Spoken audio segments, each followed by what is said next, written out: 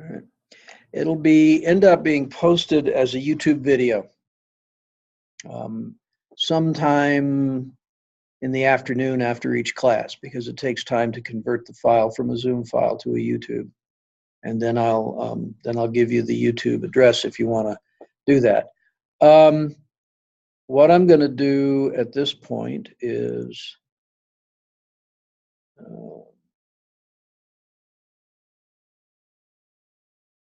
okay.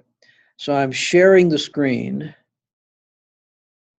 here. So I'm going to have, what I suggest is I'll have to play with, maybe during the break, I'll play with the projector. I really wish we had a different room, but we just don't have the space. So anyway, what the,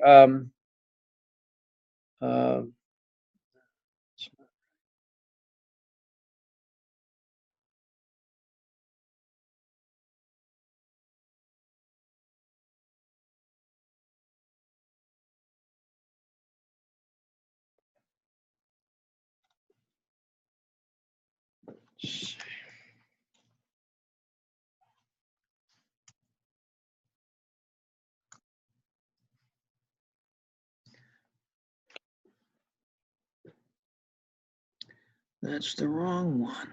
How'd that happen?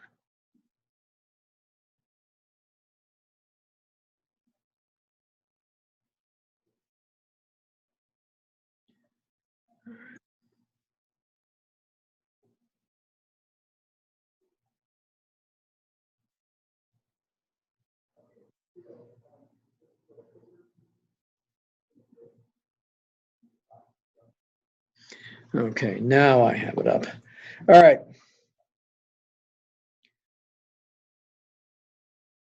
So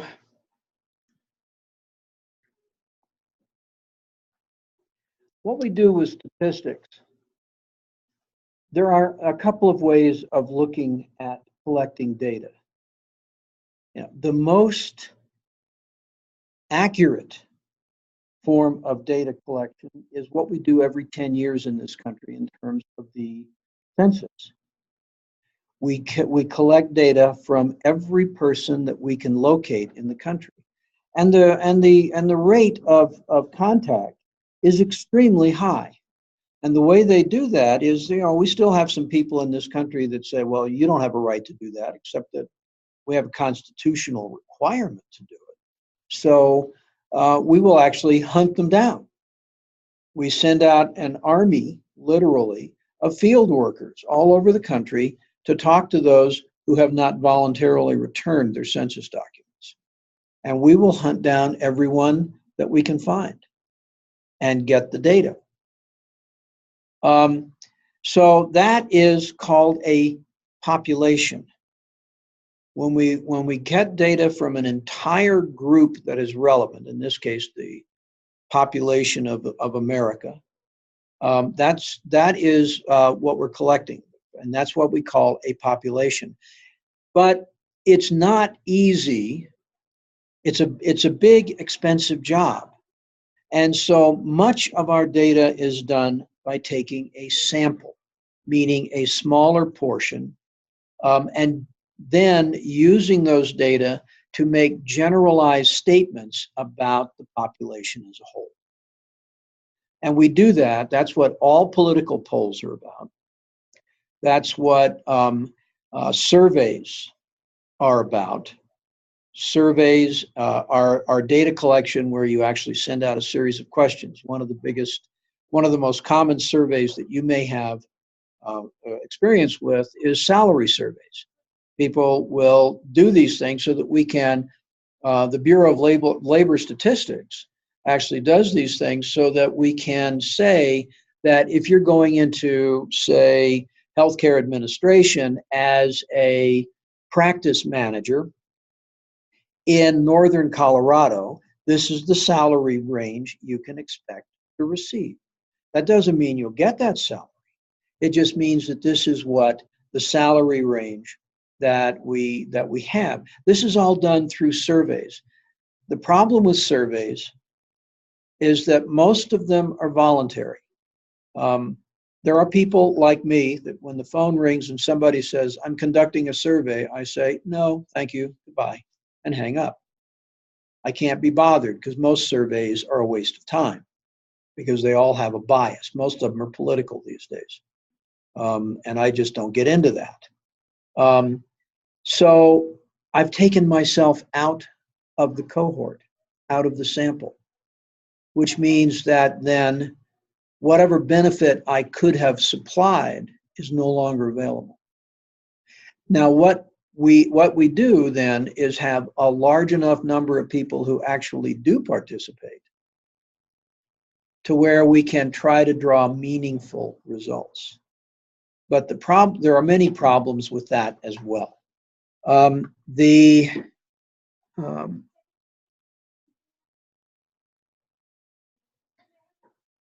So, morning, happy Monday. Welcome to Month 2, everybody. Thank you. Good. I hope it's going to be a good one. We're planning on it. Okay.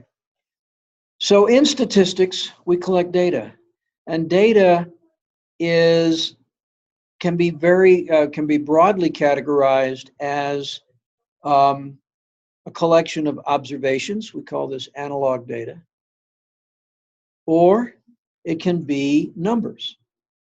It can be information. Salary data are digital data. In other words, they're solid. They're not soft data. And then we apply the science of statistics. One of the biggest problems that I've seen with almost all statistical efforts outside of the pharmaceutical industry, where I have a great deal of experience, is that they don't involve the statistical thinkers in the design of their study.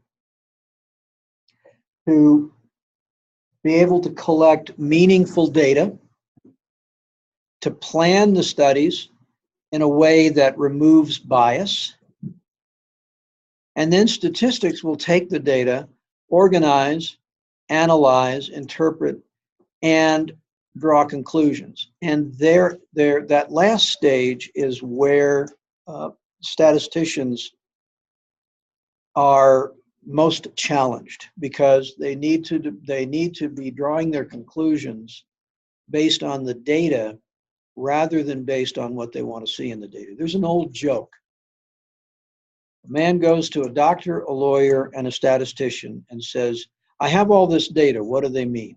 And the doctor says, well, medically it means that you're in real trouble, you're going to be sued for malpractice. And the lawyer said, oh, well, you're in real trouble because you have a legal problem here. And the statistician takes the guy into his office, closes the door, sits down and looks at him and says, what do you want? It's an old joke, but it is one of the problems with statistics. And that is the making up your mind the result you want to see before you start collecting the data. And it's one of the biggest challenges statistics has to face and has to deal with. So we said, I told you what a population was. That is all of the individuals that are or pieces of data that are possible to collect. And that is cumbersome or difficult. So we have a sample. Population is also known as when we take data from every member of a population. Maybe what we've got is we want to do a study about speeding among residents of Loveland. And I pick on Loveland because I live there. If we have two ways of doing this. We can either collect data from every single person who lives in Loveland. We call that a census. In the census, we've defined our population as Loveland, not Larimer County, not Loveland, outside of the boundaries of the city or anything like that. We've defined it as Loveland. So we talk to every single person in the city, every person who lives there. Okay. Note that I said lives there. I excluded people who may live and birthed and work there. Okay. So we are defining our population. Or we can say, okay, we're going to take a random sampling of people who live in Loveland, and we're going to talk to 1,000 people, and we're going to generalize that to the 77,000 people who actually live there. Okay, that's a sample. It's a sub grouping of the population. We have to collect sample data in a way that removes bias. And how would we do bias in the example I gave you, which is people's attitudes toward speeding in Loveland? Well, we can bias it by only picking on the men. We could bias it by only picking on the women, or only picking on new teenage drivers. I think we'd get different answers from each of those groups because they're different groups. Now, maybe I'm biased because I remember the way I drove as a teenager. And I know the way I drive versus the way my wife drives. So maybe I'm biased from the beginning. But if we are defining our population, we need to be careful that we also don't bias by picking on, say, only our friends, okay, or only the people that go to the same church we go to, or only people that we meet at the coffee shop on a regular basis, or the gym. You know, we need to be random. Means exactly that. There is no bias. Random sampling is actually difficult to do unless you really develop a means of contacting people that is not in any way biased toward any particular group. The issue of randomness is a tough one. One method, excuse me, that you can use for random sampling is to have a computer algorithm that randomly tosses out addresses and then talk to those people and get the data from them. Or randomly tosses out phone numbers and gets the data from them. But the way you design your sample choice is key as well. If you don't do this, then your data may be worthless. It's easy to bias things, and you'll see this phrase used by Dr. Triola in this book on a number of occasions. He says, the data may be so completely useless that no amount of statistical torturing can salvage them. And that is something to consider. Go back to the, just monitoring people on the road in New Jersey to see who's speeding and who is not.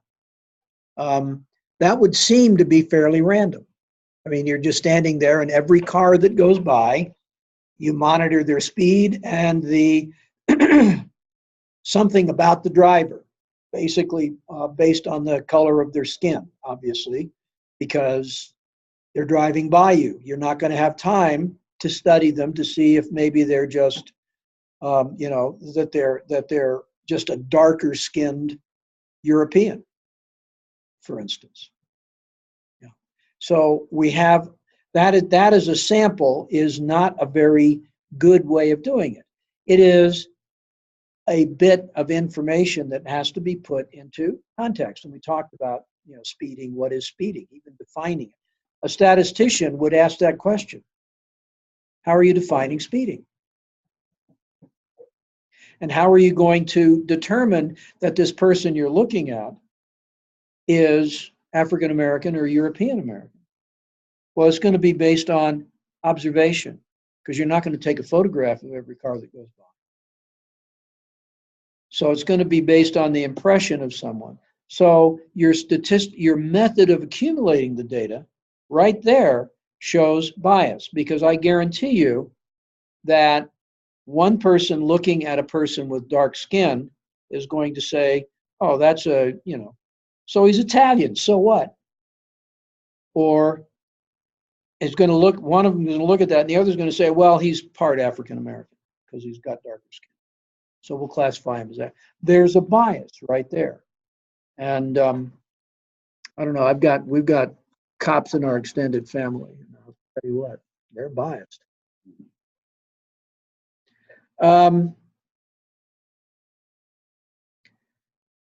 Okay, again, you have to know the context.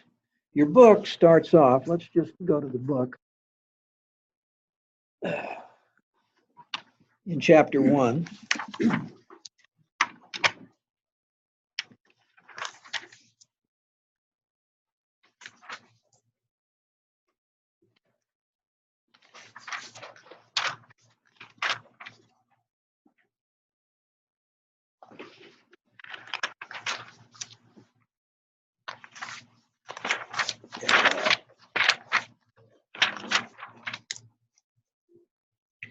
If you just look at, if you go to page 5 of your text and look at table 1.1, you have a bunch of numbers, the data used for analysis, X and Y. You've got X values and Y values, and you look at that and you say, so what, right? What does this mean? Because there's no context given to you. When you're simply handed a bunch of numbers without context, they have no meaning. Because in order for statistics to be valid, you have to understand what they're about. So they give you an example here of context.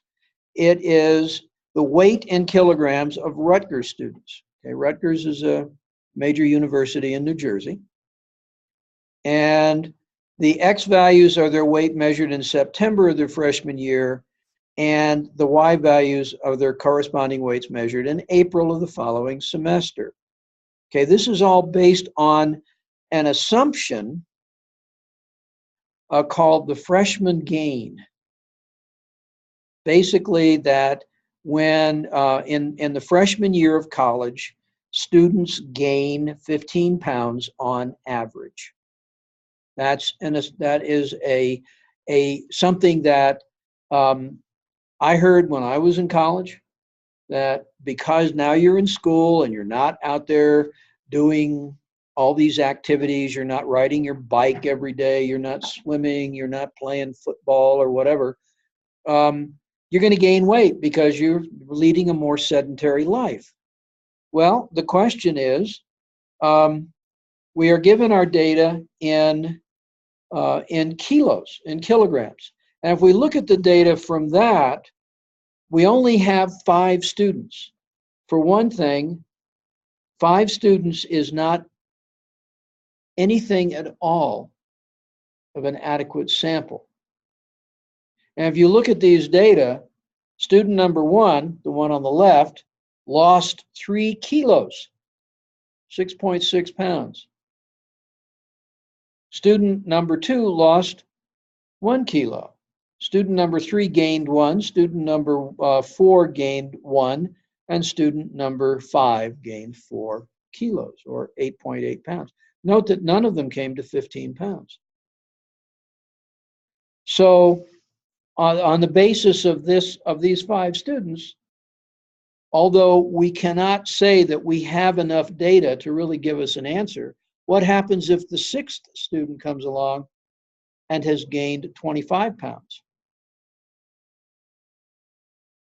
So on the basis of just 5 students, we can't do anything except say, well, those 5 don't support that number. Now, this is actually a study, and although we only see 5, undoubtedly this study had many, many more students in it. Probably every entering freshman student that year at Rutgers who was willing to participate, because you can't use personal data without that participation. All right. So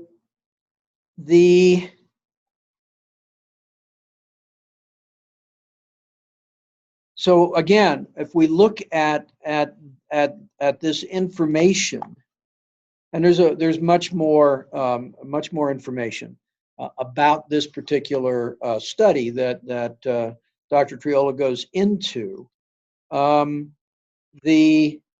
Basically, we can see probably, and I believe that the broader study showed that there was some weight gain during the freshman year. But that weight gain was nowhere near 15 pounds on average,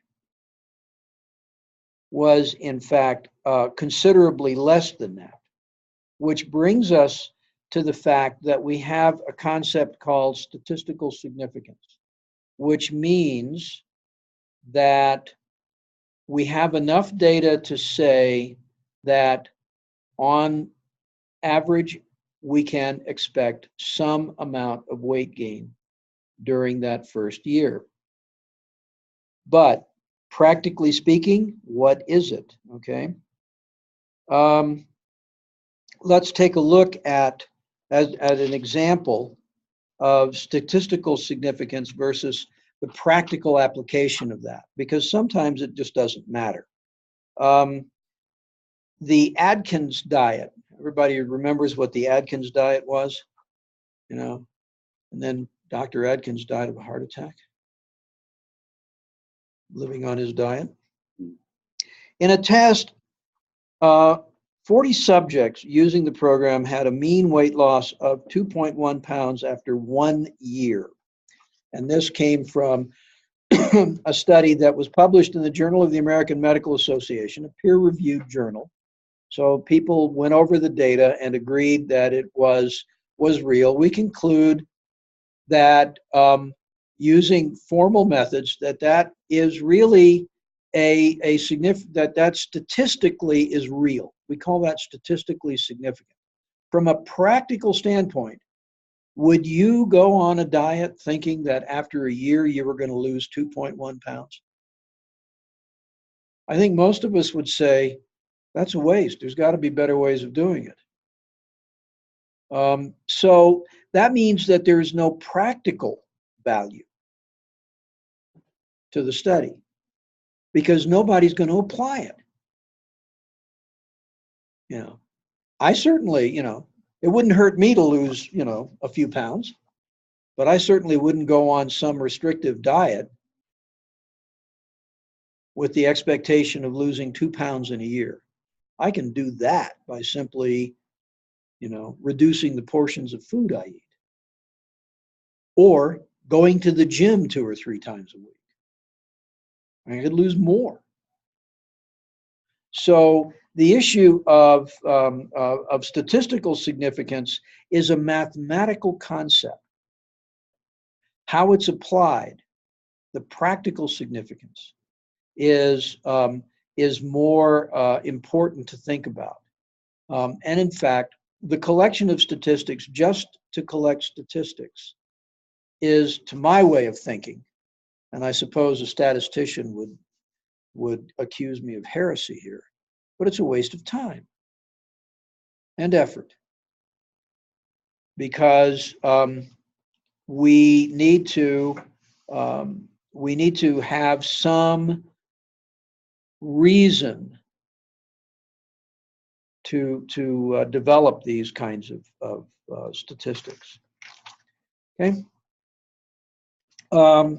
Let's go on. Where did they come from? Well, in this particular example of the freshman weight gain study, the freshman 15, it came from the students. This is a relevant population. The students were freshmen. They were first-year students entering from high school, presumably, and into the university. So the data for them, is the sample correct?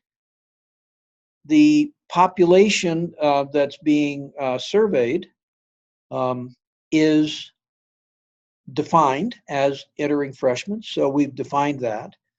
We have, I don't know how many, I haven't read the article, so I don't know how many subjects were involved, but presumably they had enough subjects involved that they could have the chance of having statistically significant data, meaning that the change in weight, whatever it was, is real and not just accidental.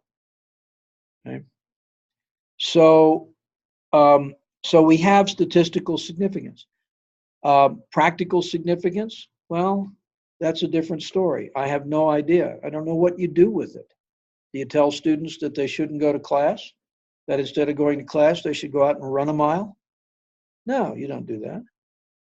So what are you doing with the data? Okay. Why? What is your interest? Well, there is a concern, of course, with this particular study. The concern is we all know that it's unhealthy to gain weight. Okay, so is that our concern? I don't know. I don't know the justification for it. Now, the Atkins diet study, why was it collected? Let's see if there's really an effect of this diet. I mean, those of people involved in nutrition and in these kinds of studies know that there are so many fad diets out there. You know, do they work? In fact, there's a whole science of dieting and a whole business. I used to live in Durham, North Carolina, which at that time was considered the dieting capital of the world. People would come to Durham and go through one of a number of different programs for weight loss. And they would lose significant amounts of weight. And then they'd come back the next year, heavier than ever, and go through the cycle again. Because it was just a one-time thing. There was no change in lifestyle. And we have a very good friend, a wonderful woman, who has been through that cycle. We've known her for 35 years. She's probably been through that cycle 30 times. Because there's, because the end point was always with these programs, immediate weight loss. Well, that can be done. I mean, one of the best weight loss programs I ever got involved in was basic training. Right? Richard, you remember. Yeah.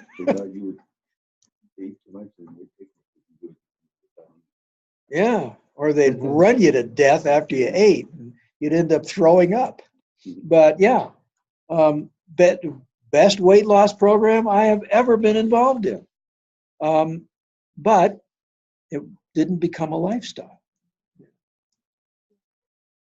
Pardon?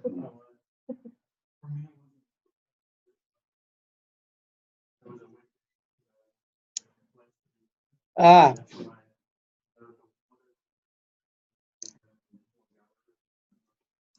Yeah. Yeah, some people did. I was a bit larger than you, I suspect, when I went into basic training. But anyway, it worked. It worked very, very well. But again, how do we do that? So we want to know, what do they represent? Where did the data come from? How were they collected? Why were they collected? What is the purpose? Now, as I said, I'm going to talk a lot about, we'll use the medical field and the development of drugs as an example several times in this class because I know a lot about that field, but also because statistical analysis is critical to being able to prove that a drug is safe and effective to treat a disease. And the FDA requires that. So there's a whole process, and we develop the process using methods to eliminate as much bias as we can by using various strategies, which we'll also go into.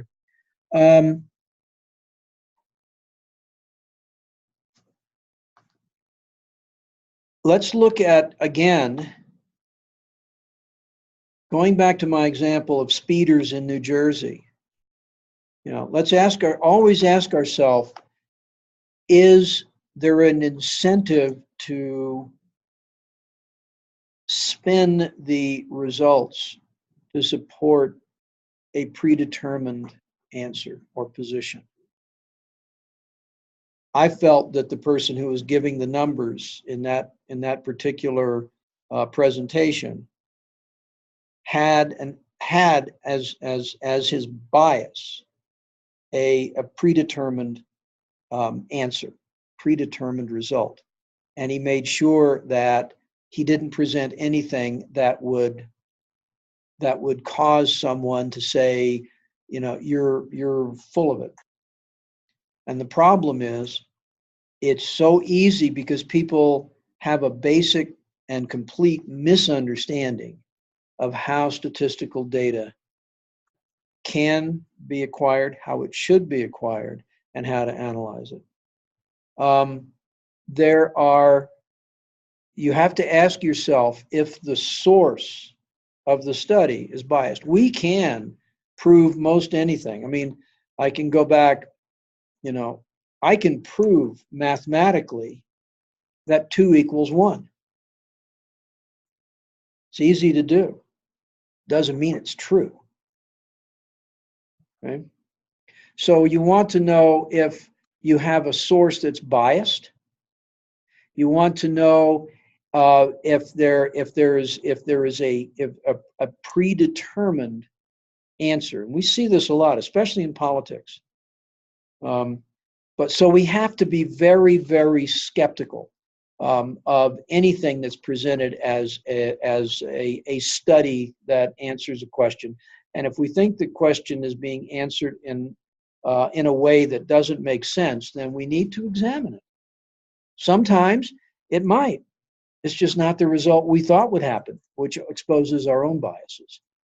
So statistics really is a difficult subject because we all have our biases about various things.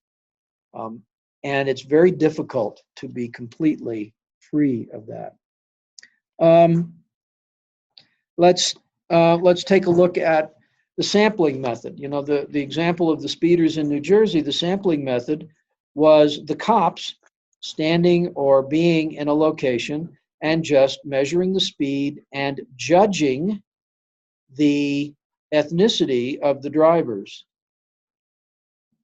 which does not eliminate that bias right there. So we have to ask ourselves, does that bias change the perception that comes out of that study? But others, such as telephone polls. Telephone polls, as I said, I hang up on these guys. I won't do them. And part of the reason I won't do them is because my experience with them is that they're always biased.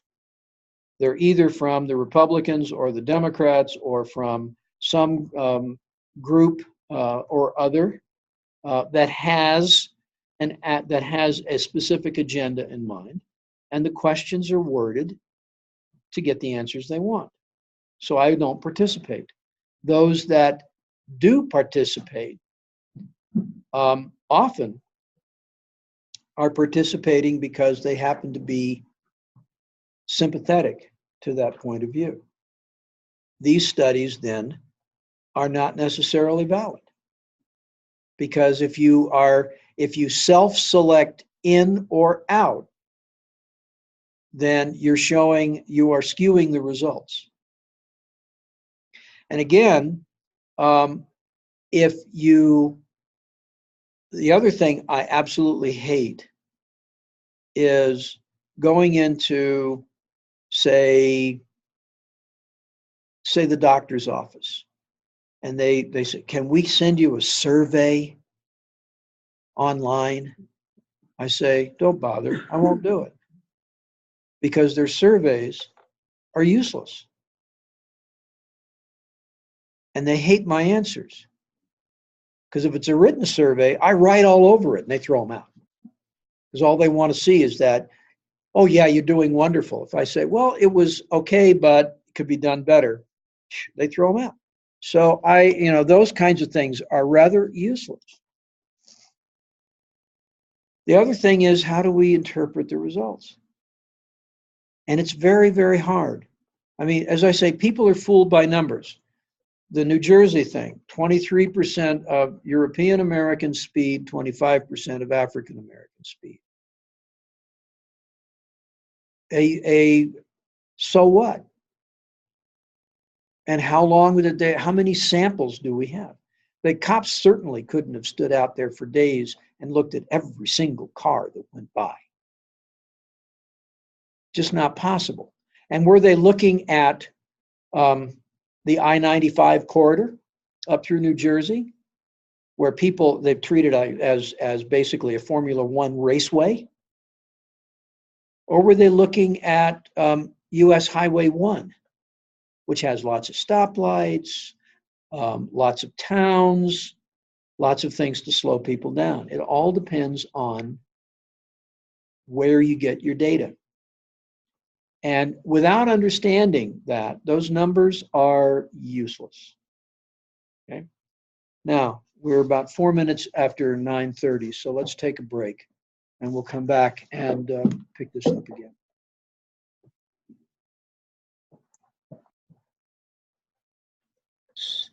Okay, so I have a copy of some definitions from Chapter 1. I'll be giving you handouts throughout the class because they're useful. There are a lot of specialized terms that we use in statistics. Statistics is a science. Science is absolutely dependent on a vocabulary that everyone in the field understands and uses consistently. And statistics is no different from anything. My major training is as a chemist, so we have definitively well-defined terms that we use there, but in mathematics we have the same thing. So that if one person uses a term like census, everybody knows exactly what that person means. Well, among other things, we have a parameter, and a parameter is a numerical measurement that describes a characteristic of a population. Age would be a parameter. We were looking at age distribution, for instance. Come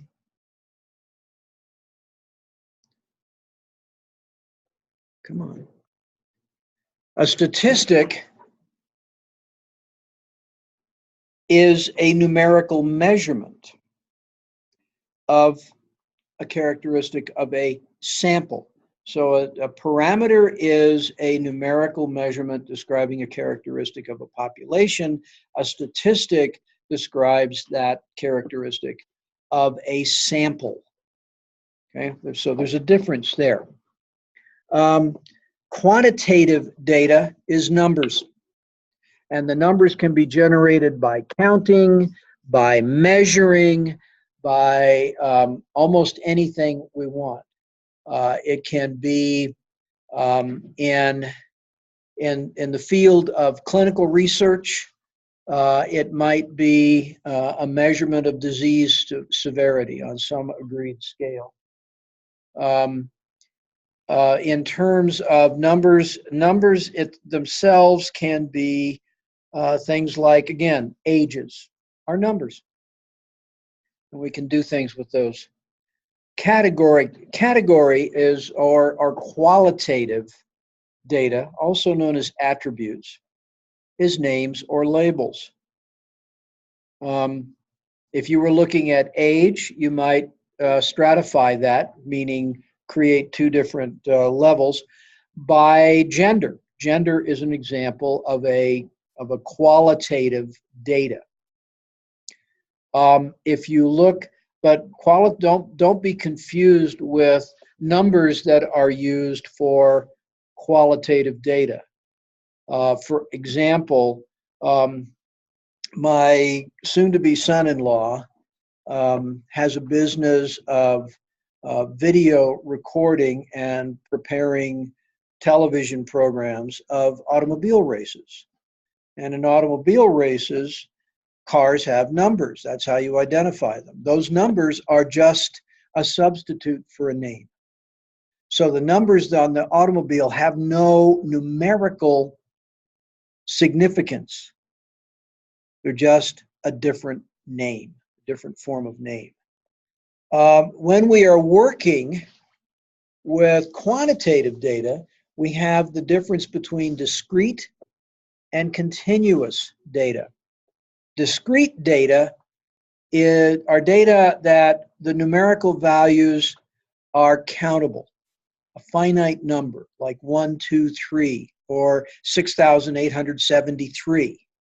Okay, an example might be the number of cattle that the average farmer has in a field in Iowa, for instance. Continuous data are data that can have many, many different values. Looking back at those cattle in the field, if it's a milk farm, the cattle will produce an amount of milk every single day. That number is not in nice even numbers of gallons or quarts or pints or anything else. It can be any number, any fractional number. So we don't have to worry about that. We have levels of management of data and measurement. Nominal level of measurement are names, labels, categories, etc., where the data cannot be arranged in some sort of hierarchical scheme. An example of that might be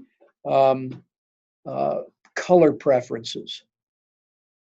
If you went and took a survey of all of your fellow students here at College America for their color preference, we don't arrange them in any particular order.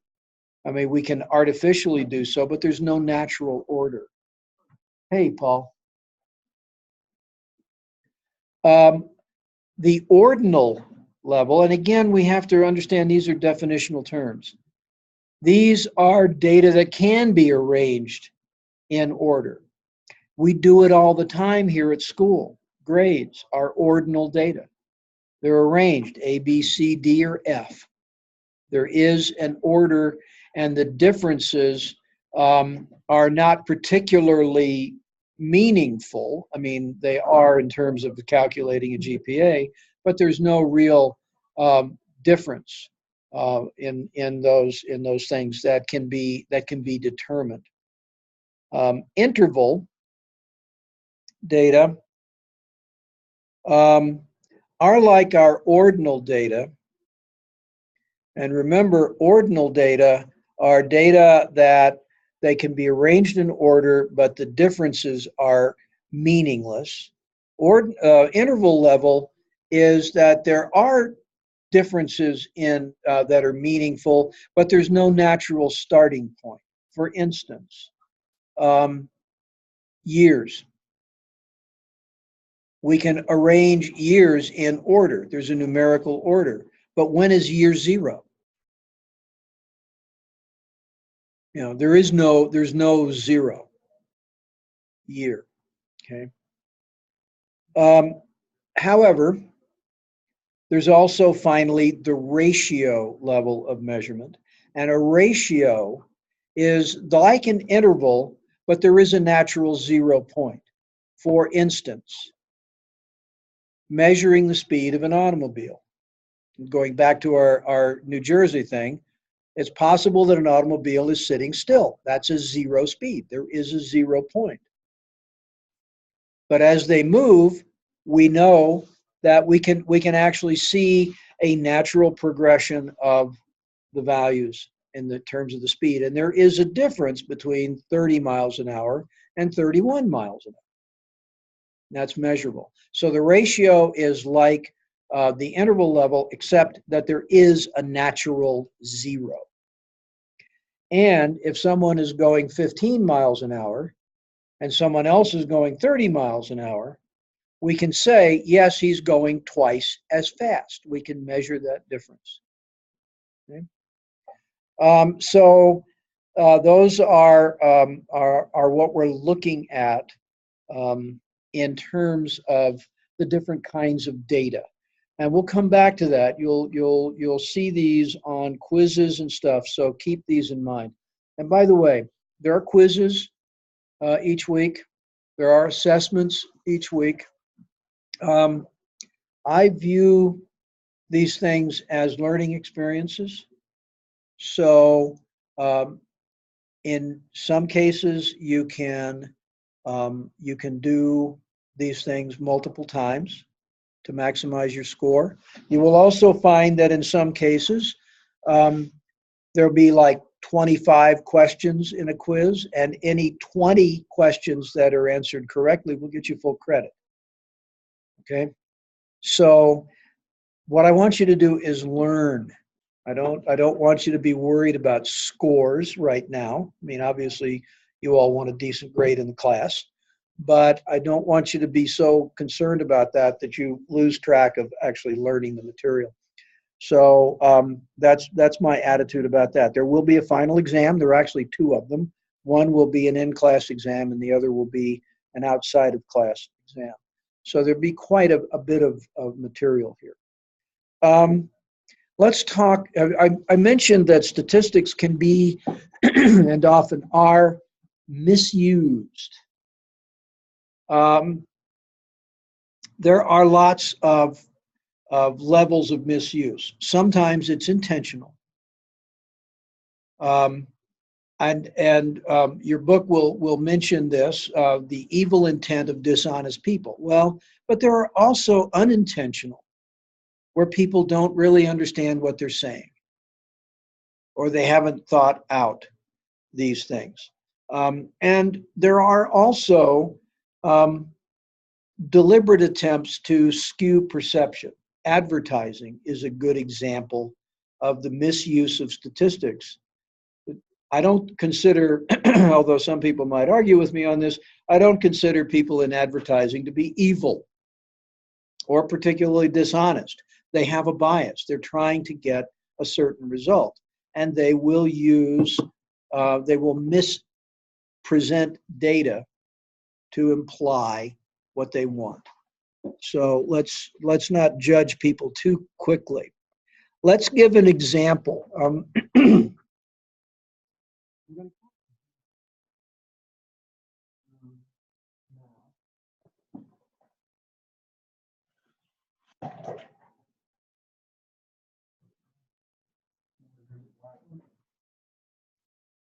Okay, let's take a look at how we interpret data. Let's take a look. We use what we call a histogram, which is a bar. We have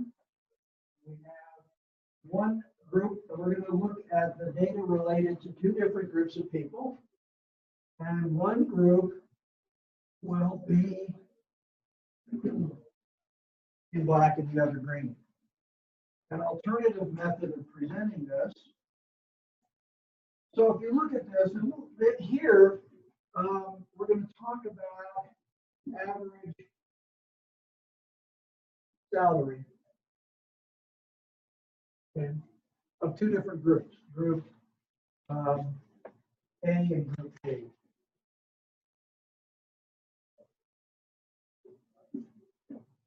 And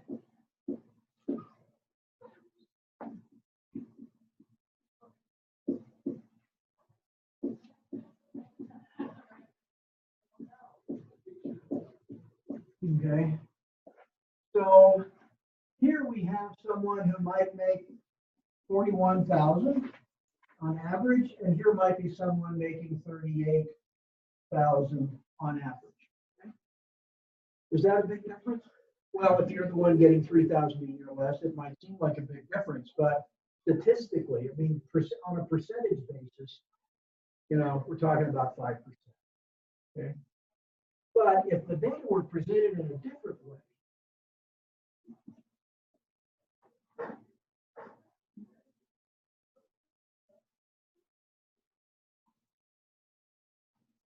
okay, let's use this.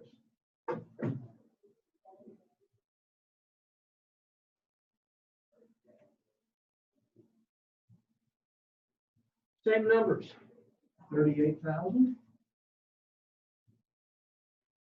or 41,000. Yeah.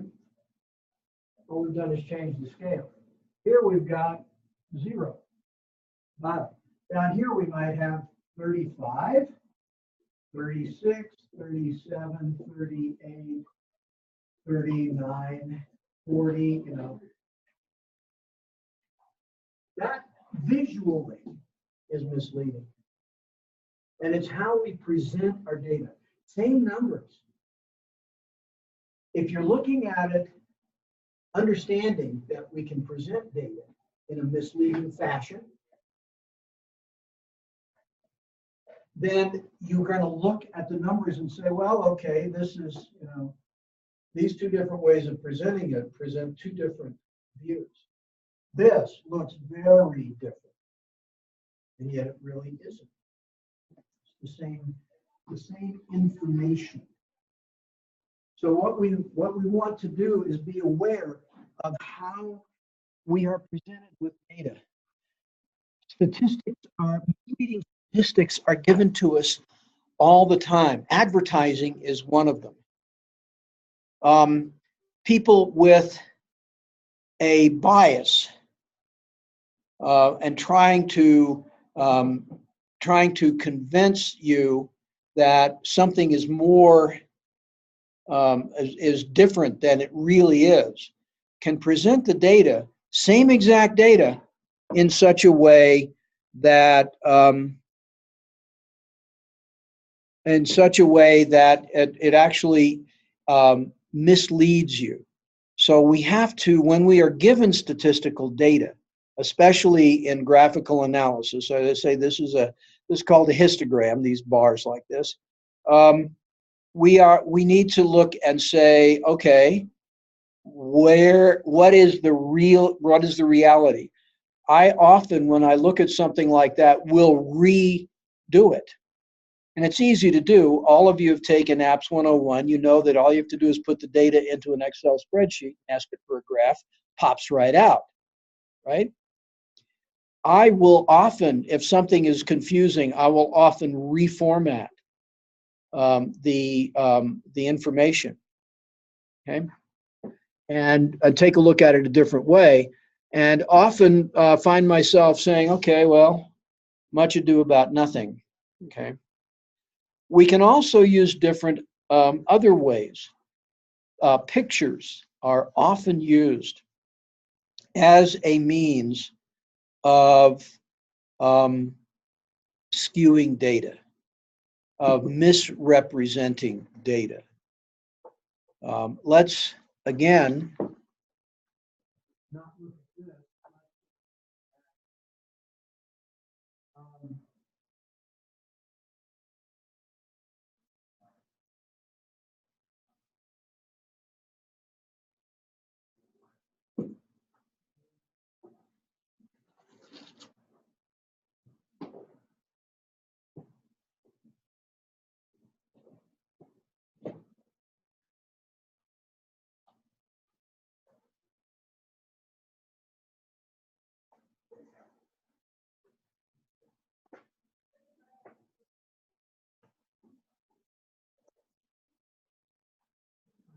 brand new erasers too.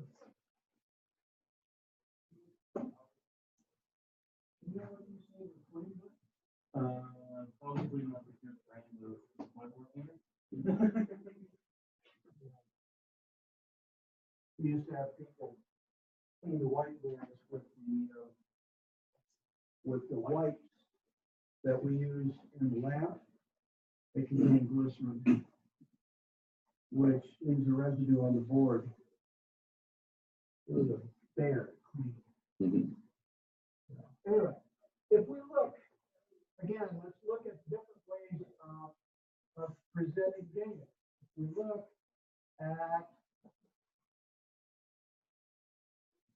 production of oil in the U.S. versus Japan on a daily basis or on an annual basis, we're going to just say arbitrary units. So 20 units in the United States versus 5 in Japan. Well, it looks like that's 4 times the production. Okay? But if we look at it in terms of, we usually like to make pictures. You've all seen this. They'll draw a barrel. Okay? That's a barrel, 20. This is a barrel, 5. If we take this 5 as a starting point and then make it 4 times as tall and 4 times as wide, it makes it look like there's 16 times the production when it's only 4. So again, using pictures is very, very easy to imply things that you don't really need. And that's one of the other concerns when you look at anything. So one of the things that you'll be doing this week is looking for these misleading presentations of statistics. Another problem is, sampling errors. These are something that, again, it's very difficult for us looking at a result of a survey or a result of a data gathering effort. It's very difficult for us to figure out what's wrong with, or what could be wrong with the sampling. But one of the things I mentioned, voluntary responses, is one in which the people participating have made the choice to be included. The conclusions that you can draw only apply to this self-selected group. They don't apply to they cannot be applied to the population, because we have excluded people who have chosen not to respond. I always love it when I see a political poll of likely voters. How do you determine who's a likely voter? Well, because voting is anonymous in our society, it's very difficult for pollsters to get data on people who actually vote in essentially every election. Those are your likely voters. What they do is they say, do you plan to vote? The answer a lot of times is yes, and then they don't bother. So I throw out likely voter polls mentally, almost always when the political stuff is coming around. And again, these are people who, if it's someone like me and somebody's, are you likely to vote? And if I don't want to participate, I might say no, in which case they won't ask me any further questions. They don't bother me anymore. But I vote in every election. I just don't participate. So I voluntarily select out of these things because I consider them intrusive. The other thing that we want to think about is the relationship between variables in a study. There are often correlations. Okay? In medicine, we know, for instance, that smoking and lung cancer are directly linked. There is a causality there. We also see a lot of times in smokers higher blood pressure. Does that mean smoking causes blood pressure increases? The answer is not necessarily. So we have to be careful that we don't fall into the difference between something that happens to be correlated because it happens at the same time and something causing something else. Okay. An example, silly maybe, but does the sun rise because the rooster crows, or does the rooster crow because the sun rises? You know, and then somebody tells me my rooster won't crow ever. You know, but in reality, you know, we have to be careful with the issue of causation. Yeah.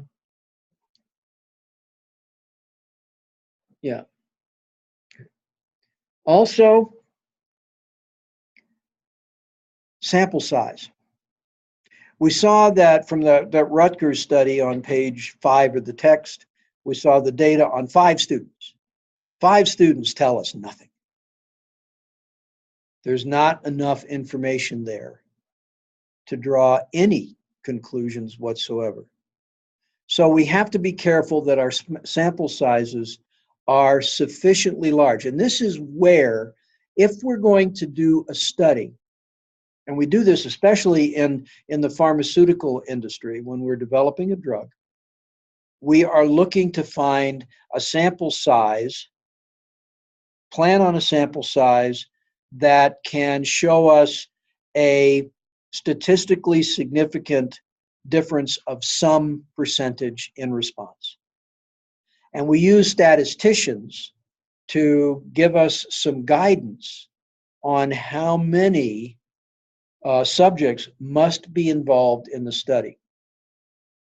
And even then, go ahead. Is there a, so like in America, say 300 million working people, they have some kind of table that tells them if there's 300 million people, you have to have this many people contacted to make it a valid process? Yeah, they do. And usually the number is, usually the number is surprisingly low because we're an amazingly uniform nation, even though we're, you know, look at the 4 of us, we're quite varied. But we're an amazingly uniform nation in some ways. Usually what you'll see with when we're looking at broad population parameters, we try to cut that down. But if we want to be able to generalize to 300 million people, then we have to have a fairly large sample, but you'd be surprised 10,000 is more than adequate to give us a good idea. Is it going to be perfectly accurate? No, but who cares if the difference is 1% or, you know, or 0.1% in terms of that.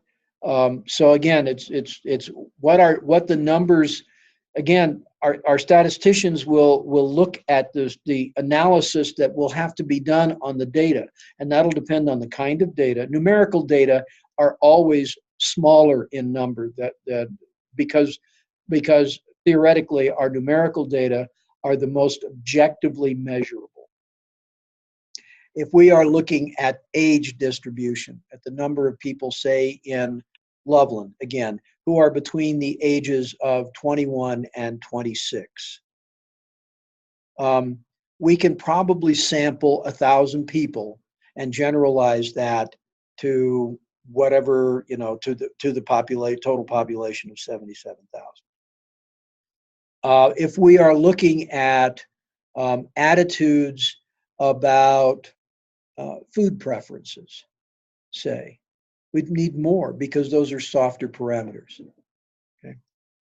So again, looking at 5 students out of the Rutgers entering freshman class, which probably was a couple of thousand students, isn't going to tell us a thing about a couple of thousand students. We would need a couple of hundred, really, probably to get a good sample, maybe 100.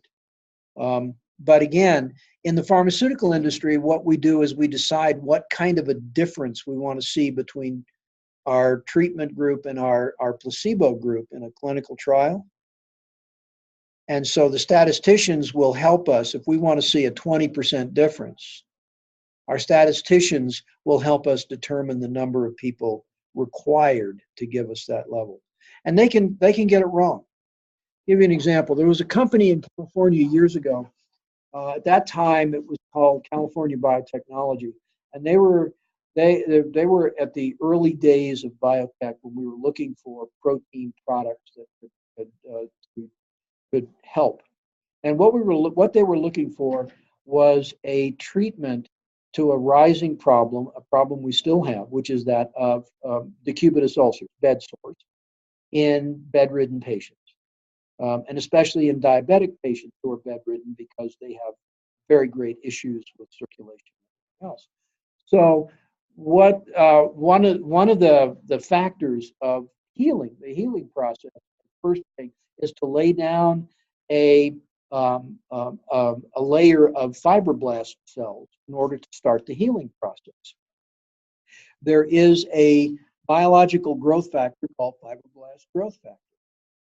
And so what this company said was, well, we'll develop a cream that can be put onto these sores when they start to develop, and we'll help these patients. A very laudable goal, because especially diabetics end up losing limbs, because of these things, because they get necrotic and they start destroying the limb. So we have a lot of problem. So what they did was they developed a cream, and they developed a matching placebo, something that looked exactly like the cream that they were using, but had no growth factor in it.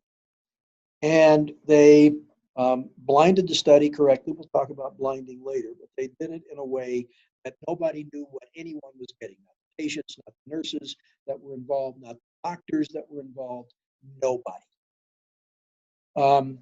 And they figured they could treat 1,000 patients or so. And they got to 1,000 patients, and there was absolutely no difference between the healing rates between the fibroblast growth factor group and the placebo group. Absolutely none. In fact, they all had a higher healing rate than was expected. Well, it turns out that what were they doing? And here is where the study itself was poorly designed. What they were doing was going in, taking the cream and massaging it into the ulcer and increasing the circulation and getting the healing. Well, all they did was prove what everybody knew, that if you did that, it would prevent it. But nobody ever did it. So the study itself was a complete bust. The product, the rationale for the product was dead on, literally. But the study design merely proved that you don't need an expensive product. You just need to have somebody go in, turn the patient over, massage the sore, and get the circulation going, and they would heal. Well, we already knew that. So again, choosing the way you are defining your study and gathering your data really skews the result. So again, going back to this, and they had a huge sample. So the answer is that we look at our samples, but we also need to look at our study. Okay, because I have no idea, because of course nobody publishes this. I have no idea how many studies are run where there's no difference. There's no result. Nobody publishes that. Okay, percentages. Okay, when we present percentage data, we have to be very, very careful. If someone says, you know, we have a percentage difference in, let's just say, income between men and women. We know that there is a big disparity in those percentages, in that income, very significant decrease. I heard some people talking about, you know, and it's like women get approximately 75% on average what men in the same position get, and it obviously is greater in some cases and less in others. But let's just say 75%. So I heard a statistic recently that said something about, well, women have had a tremendous increase in their income. It's been 5%. Their income has gone up 5%. Well, is that 5% of 75%? Which would be taking it up to a little bit under 79% of the male income, or is that 80%? Is it 5% of the male income gone up to 80? So there's misleading.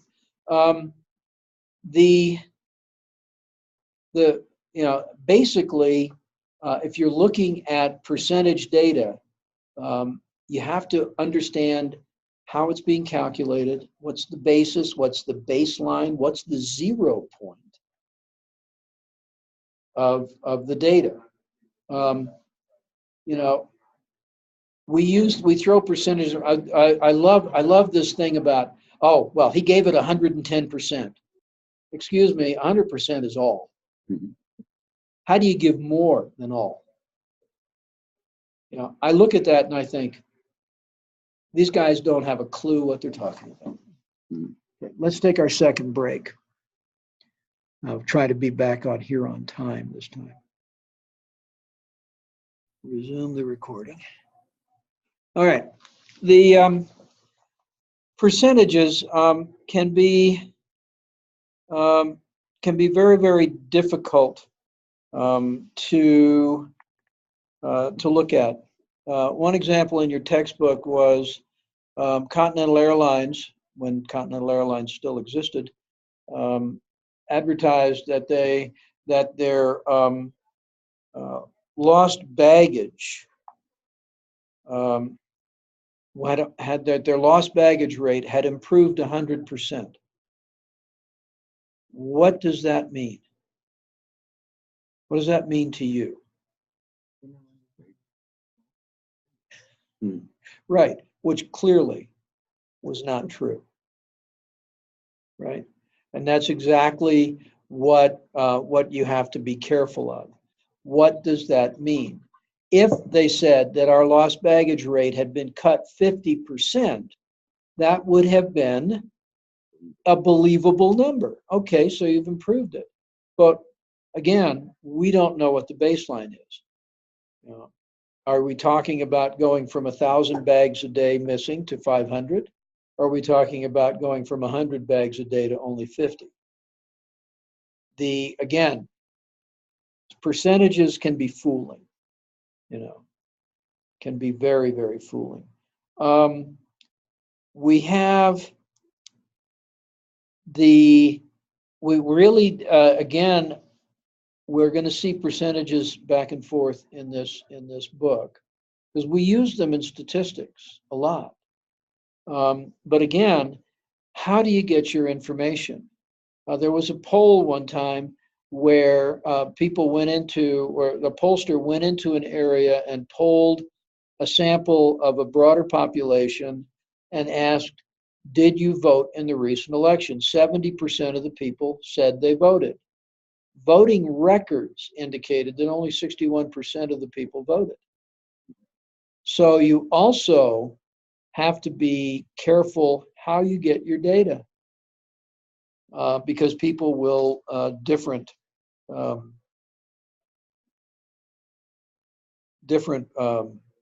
way of doing it. So percentages are a thing that we have to deal with. Okay. Respond. We don't even get that many. No, we don't. Unless you're in certain parts of the country. There was an election in, I think, Mississippi, in which one county, 110 or 119% of the registered white voters voted. Think about that one for a minute. So, but we can also change the results by asking loaded questions. Loaded question is one where the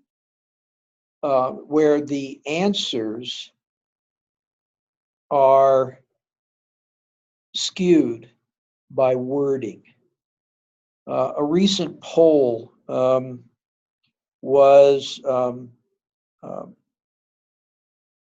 given, a recent poll some time ago, an experiment in which different wording was given to a group of people. They asked a group of people if too little money was being spent on welfare, or if too little money was being spent on assistance to the poor. Well, welfare is a loaded word. And in fact, when we asked the welfare question, only 19% agreed that too little money was being spent on welfare. But when you asked about assistance to the poor, over 60% of the people felt that not enough money was being spent on assistance to the poor. So it depends on your wording. I remember years ago in a debate over line item vetoes in Congress, or for the president being able to take like a budget bill and veto parts of it, but not the whole bill, because generally speaking, the president either says yes or no to a whole bill. And if you asked the question in terms of using the line item veto to eliminate waste, the vast majority of people said, oh yeah, the president should be able to do that. But if you just asked, should the president have a line item veto authority, a very, very smaller percentage, just over half, said yes. So again, it depends on wording. So we have to be careful about that. Whenever you see a survey and somebody says, well, in this survey, here's the result. People don't want the president to be able to do a line item veto. You have to go back and ask, what was the question? Because statistics can be used so badly. So there's lots of examples of this. Also, the order, and this can be very unintentional because we don't think about the fact that if we can change the results by changing the order of the question. Your book has an example of air pollution. The question is, would you say that traffic contributes more or less to air pollution than industry? Okay. The results of that survey were that 45% of people said, yes, traffic contributes more, 27% industry contributes more. But if you say if industry contributes more than traffic, it's reversed.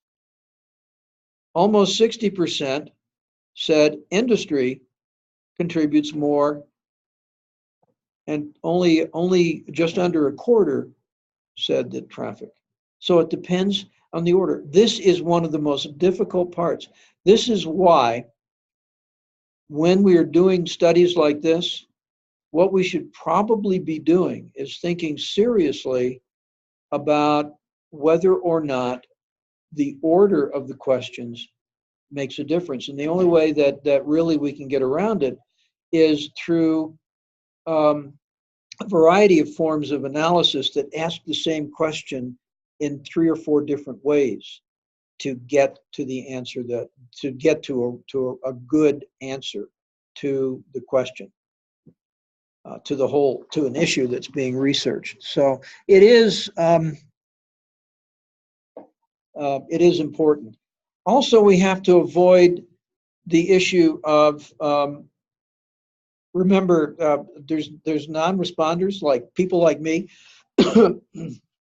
There are 2 people who respond. There are a number of different kinds of people who will talk to people doing surveys and statistical data. One is, of course, people who have very strong opinions will often respond. And others are people who don't really have much of an opinion, but they're doing it just to be polite. Okay. The people who don't talk to pollsters were different than people who will, will talk to pollsters. It's not that we don't have strong opinions. It's just that we don't feel that we want to participate in these things. So excuse the result. One of the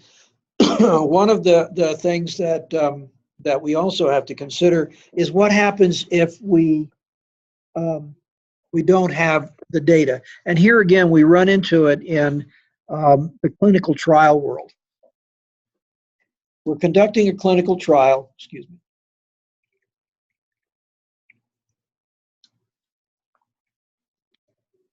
Patients always are volunteers in a clinical trial. So we offer what incentives we can. We hope people will go in because they're genuinely interested in seeing new therapies developed. But people will drop out. What happens when people drop out? Are they failures? Are they clinical failures and therefore skew the result downward? Or do we just throw them out? We don't include them in the analysis. And that's always an issue. And you will find, especially in the clinical trial world, if you read clinical trial results, they'll talk about the number of patients who started a clinical trial, and then they will always reveal the number who completed the trial. And they will also look at why they stopped. In some cases, unfortunately, of course, they die in the middle of the trial. And it may or may not be related to the drug because people die. But how do you include those in your data? And that's a difficult thing.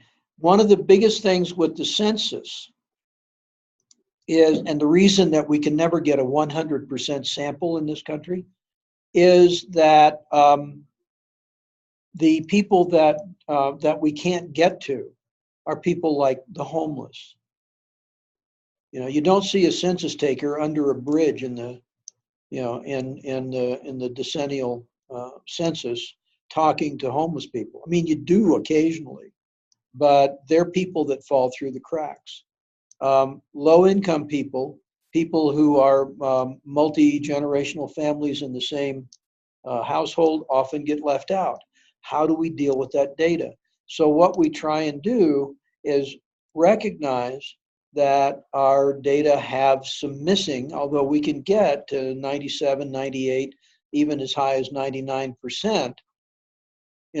If we're talking about 99% of 300 million people, we're still missing 3 million people. So it makes it a little bit harder, although we certainly have a sample size that's large enough to draw the conclusions we need.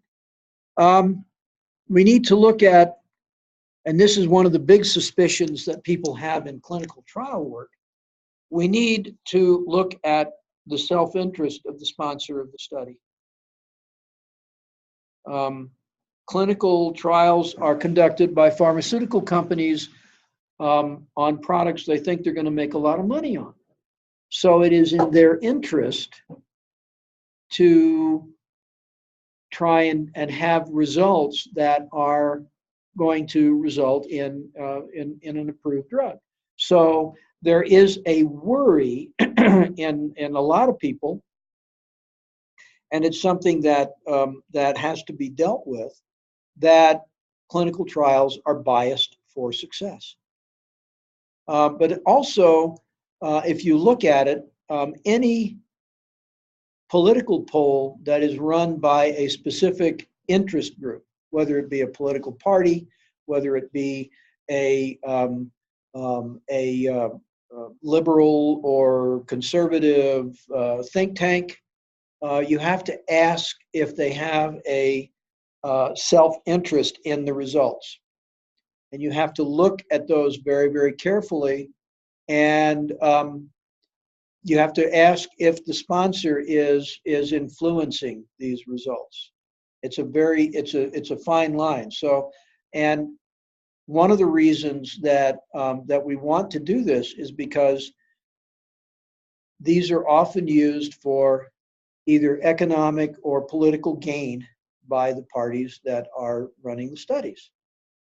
And what we want to be careful of is that they haven't, if there is an economic gain, that it's based on reality. Or if there is a political result, that it's based on an understanding of a broad swath of what people are interested in. Let's look at numbers. Everyone here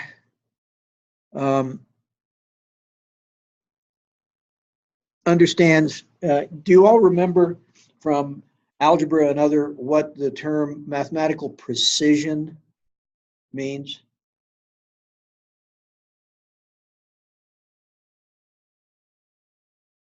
Okay, let's go back and define precision from a mathematical standpoint. Precision is the degree to which you can objectively determine a value. Okay, so obviously it's easy. We can count the number of steps between here and the lobby. Let's just say it is 102. So our precision at that point is 1 out of 102. Okay. However, if we're talking about estimating the number of steps it's going to take us to get across the parking lot, unless we actually measure that, it's an estimate.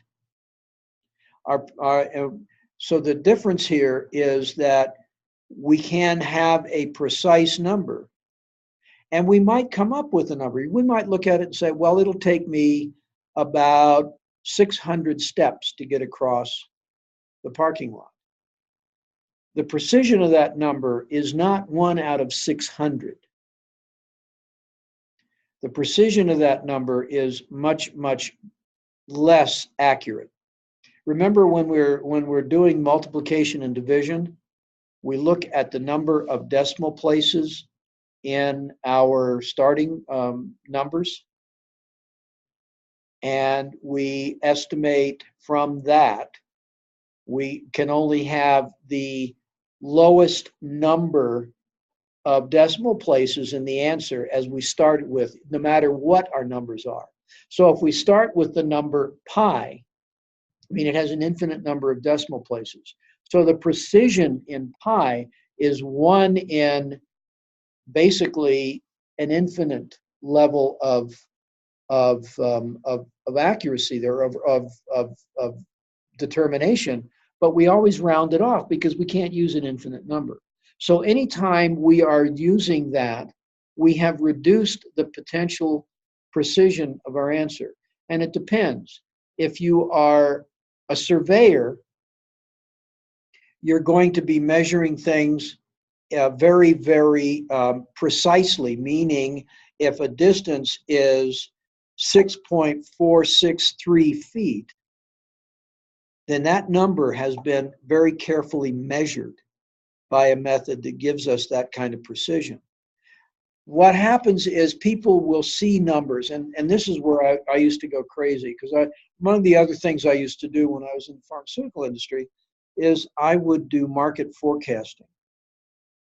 And forecasting is an art form. And especially I was working with products that were still in development. So I'm trying to tell people what I think a product will be worth in terms of sales 12 years from now. And I used to watch other people do this. Now my mathematical training says to me, you're not going to get, you're going to end up with some integral number. Remember what an integer is? A whole number, some integer number of millions of dollars if you're looking 12 years out. But I'd see people put all these complicated Excel spreadsheets together, and they would try to tell me that in 12 years, this product was going to sell $168,647,382.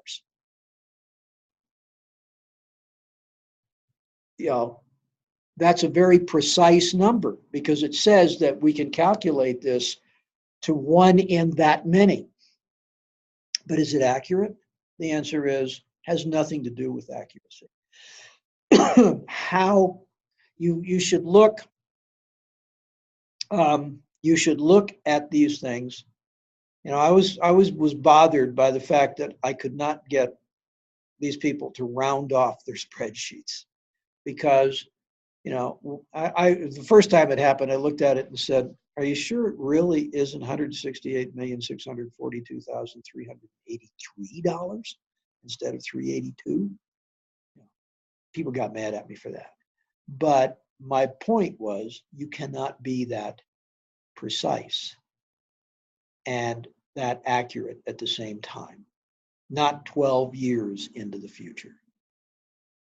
And that was a problem. So we can have numbers that have this mathematical precision of 37 decimal places, but it might not have anything to do with accuracy.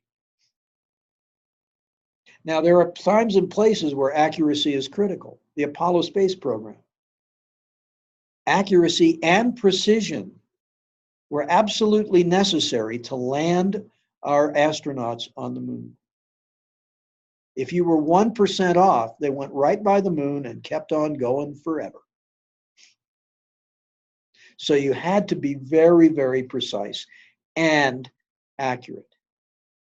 So don't be fooled by people who give you a long string of numbers and think, oh, well, they must be accurate. Well, no, not necessarily. Again, you need to look at the data as to whether or not it has anything to do with accuracy. Because in statistics, we're more concerned with accuracy than precision. Because statistics by nature are going to have limits on how precise we can be.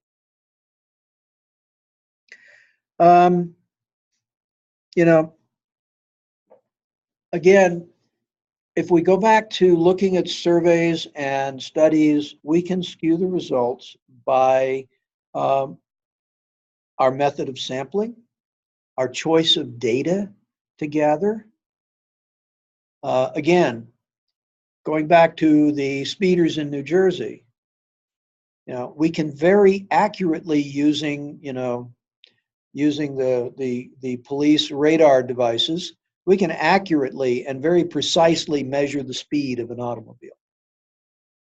But determining the identity of the driver is all about perception and is really rife with the potential for distortion based on bias of the observer. Observer bias is one of the banes of any sort of statistical analysis. We can also skew our conclusions, our interpretation. And we can do this a number of different ways. And some of it is very, very subtle. And again, it depends again on understanding how the data are collected. What's the purpose? Is the purpose to sell more product? In that case, if you were collecting data on, say, the number of carbs in donuts, or the number of calories in various forms of donuts, you might be tempted to ignore certain kinds of data.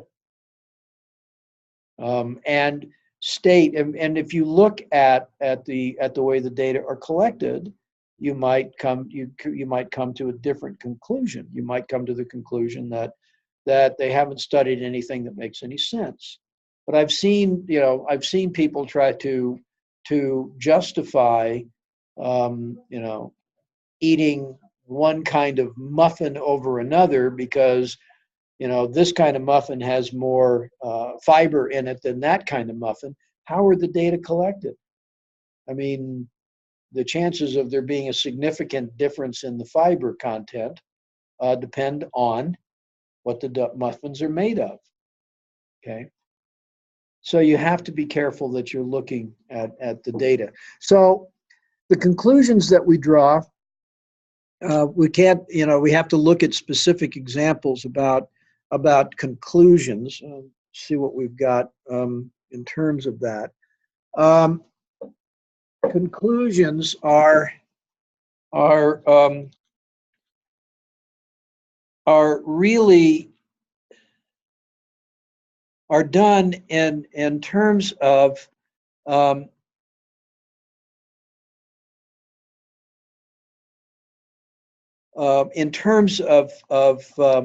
advertising is more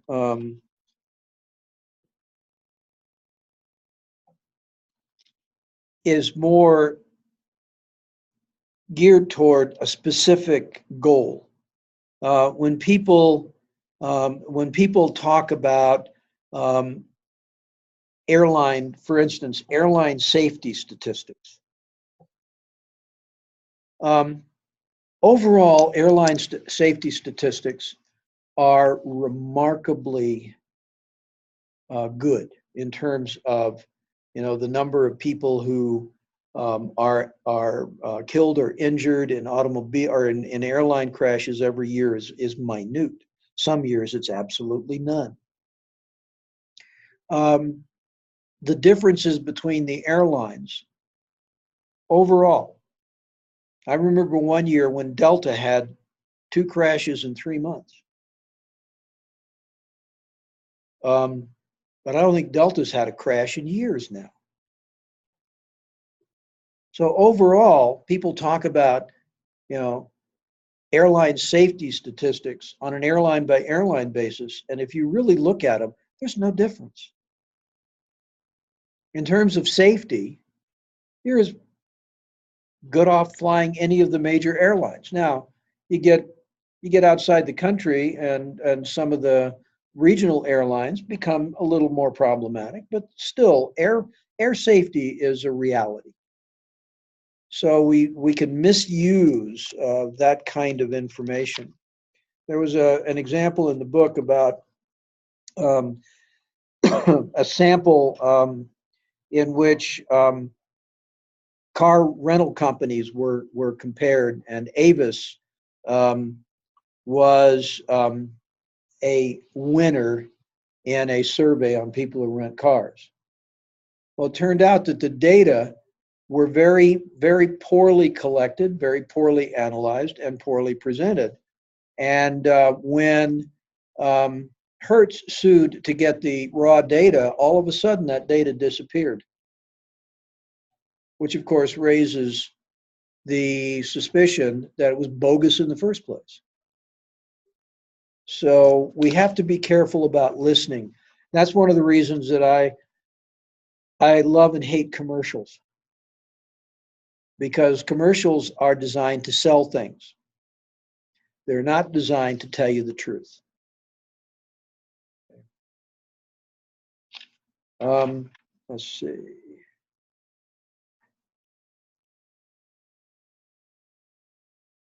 Okay, so how do we collect data? Well,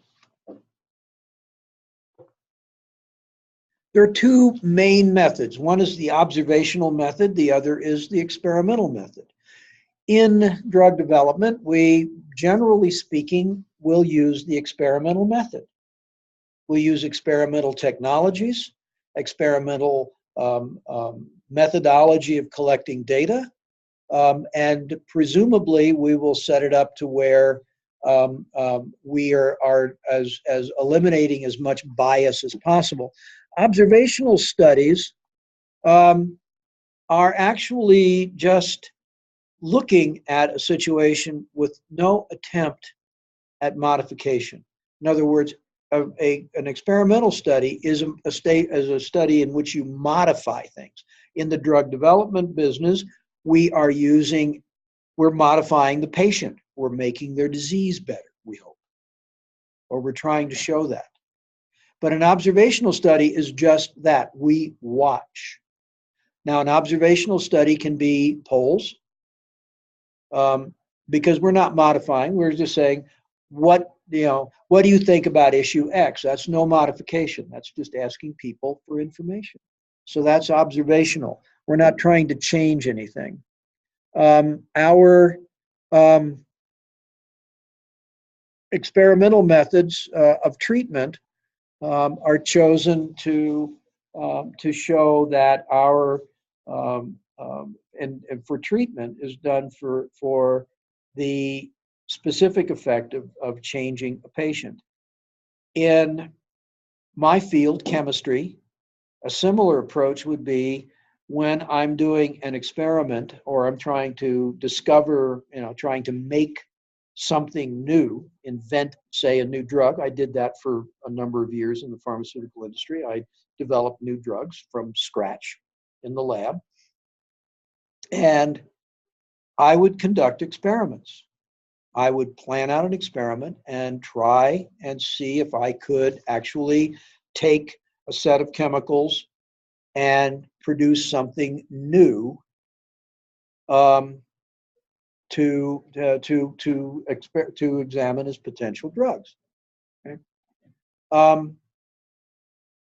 But in an experimental study that is designed for statistical analysis, that my work was not really done for statistical purposes. My work was to actually basically engineer something new. Statistical studies, however, look at the effect of these changes that we make on our samples, on our subjects. There is the choice of sampling. It really skews our results in one way or the other, or can. A simple random sample is that we select some number of subjects in a way that every possible sample of that size has the same chance of being chosen. If, let's just say we were looking at all 110 or so students at College America Fort Collins, and we wanted to try to determine what was the distribution of favorite colors. Okay, we could just go around and ask the people in our class, but that's not the whole school. We could go to every single class and ask one student.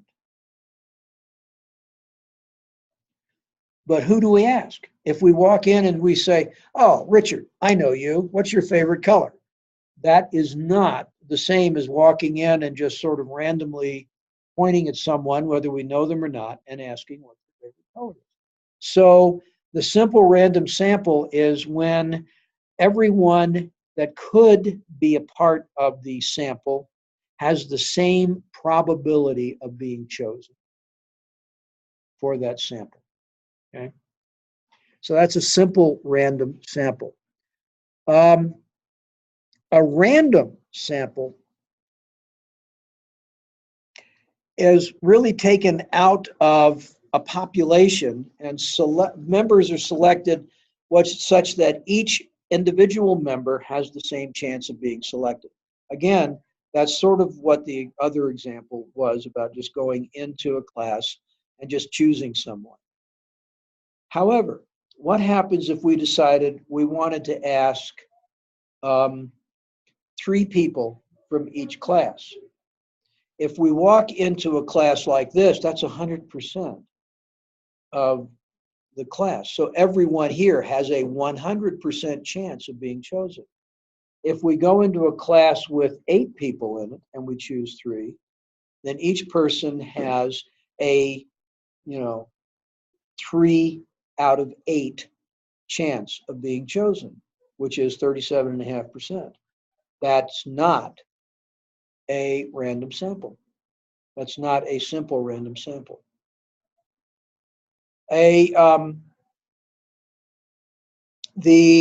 That is more of a what we call a probability sample, which is to select members in a way that each member has a known but not necessarily the same chance. So here, if we want 3, we've got 100%. We go into that class of 8, each one has a 37.5% chance of being chosen. That is a probability sample. Are they the same? Again, it depends on what we're trying to do. If we're aggregating all of this into a sample that is generalized to the entire school, then it may be perfectly valid. So our random sampling, each individual member has an equal chance of being selected. One method we mentioned before might be to just randomly, by computer, in some sort of random generation method, which computer randomizations are not truly random, by the way. But it's hard to do that. The only truly random thing is coin flips. But just randomly choose addresses in the area that you're sampling, or phone numbers, randomly chosen by computer. There's also systematic sampling, which basically is, I want to sample 10% of the school. So I'm going to go through the school and count people, and every 10th person I'm going to ask. That is a systematic sample, because it's always done that way. Everyone still has a 1 in 10 chance of being chosen. Depends on what order they're in. There's convenience sampling, which is basically you walk down the street and just ask whoever you meet. That's convenience. There's no randomness to it. I mean, to some extent it's random because it depends on who's on the street. But it's also, you haven't put any thought as to how you're going to acquire the samples. And again, it depends on what your study is trying to accomplish. Maybe convenience sampling is the right way, and maybe not. Stratifying a sample is to divide the population into different subgroups. Each subgroup is going to share the same characteristics. One of the obvious things is women versus men. Those are 2 different subgroups, and we draw a sample from each subgroup. We call it a stratum. We draw a sample from each of those subgroups. We have cluster sampling, which is and we do this if we are looking at, a lot of times at political polling. We'll go in and we'll look at the voting districts in, say, a city, and we'll pick some percentage of those, maybe 10% of the voting districts, and sample every single member, every single person in that cluster of individuals. So, and it might be that we divide it into 10 block square areas. It doesn't have to be voting districts. It can be geographic areas. And it doesn't have to be exactly the same number of people in every one if we're doing geographic clustering. If we're doing population clustering, then we're going to divide it up into areas with roughly equal populations. And then choose a certain percentage of those. But the key is that we take all the residents of those individual clusters, so that we're sampling everyone within that. Does that make sense? Okay. There is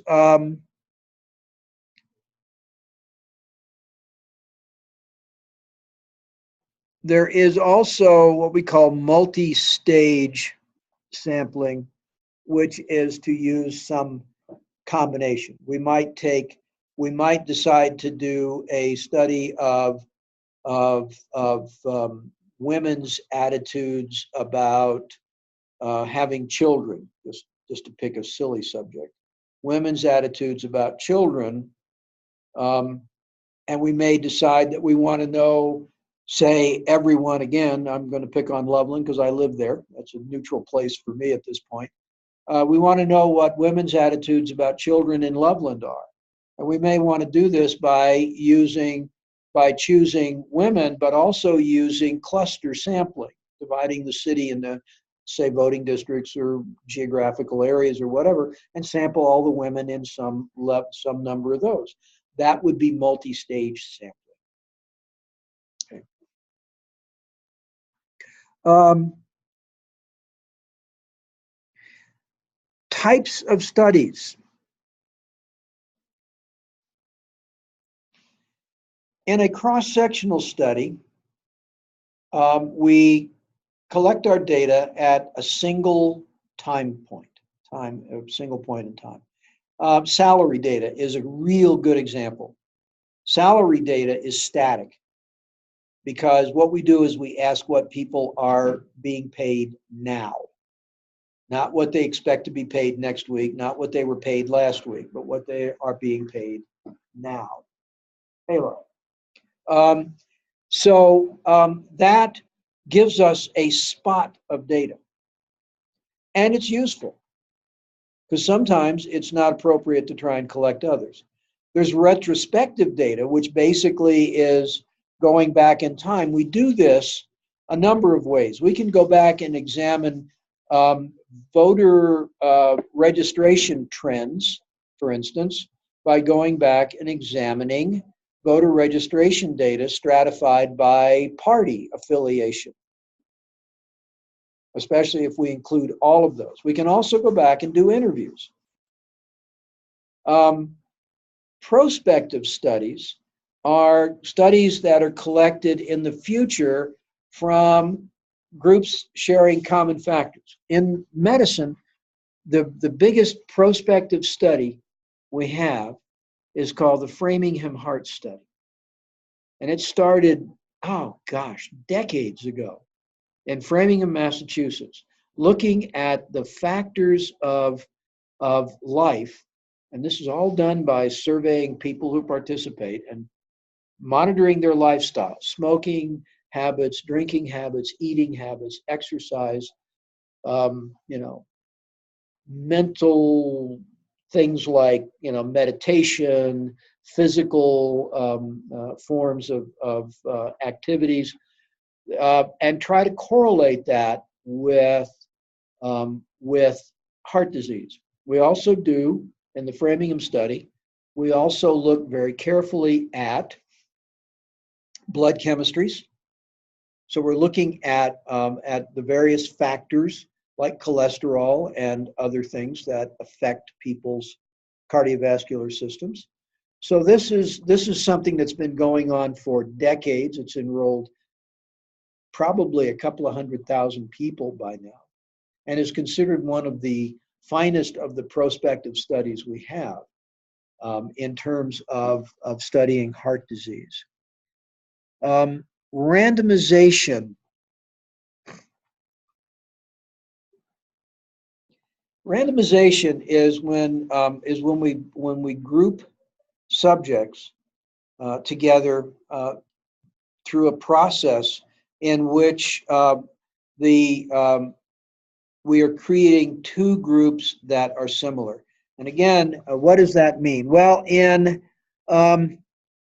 clinical trials, randomization is made so that we do not decide when we're doing a clinical trial for efficacy. The initial trials are always placebo-controlled, or they may be, in certain diseases, you may be studying one drug versus another. But randomization is when we divide people without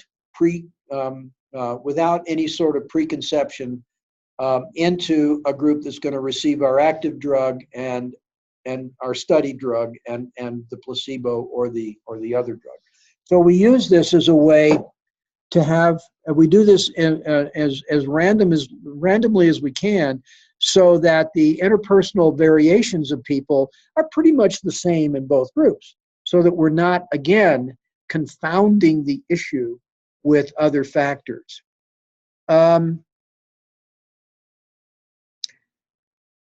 Sample size is important. There's a term we use, replication. It's basically the repetition of an experiment or study on more than one subject. Well, we already know that we do need to have multiple subjects, or we're not providing cross-population data. But they have to be large enough so that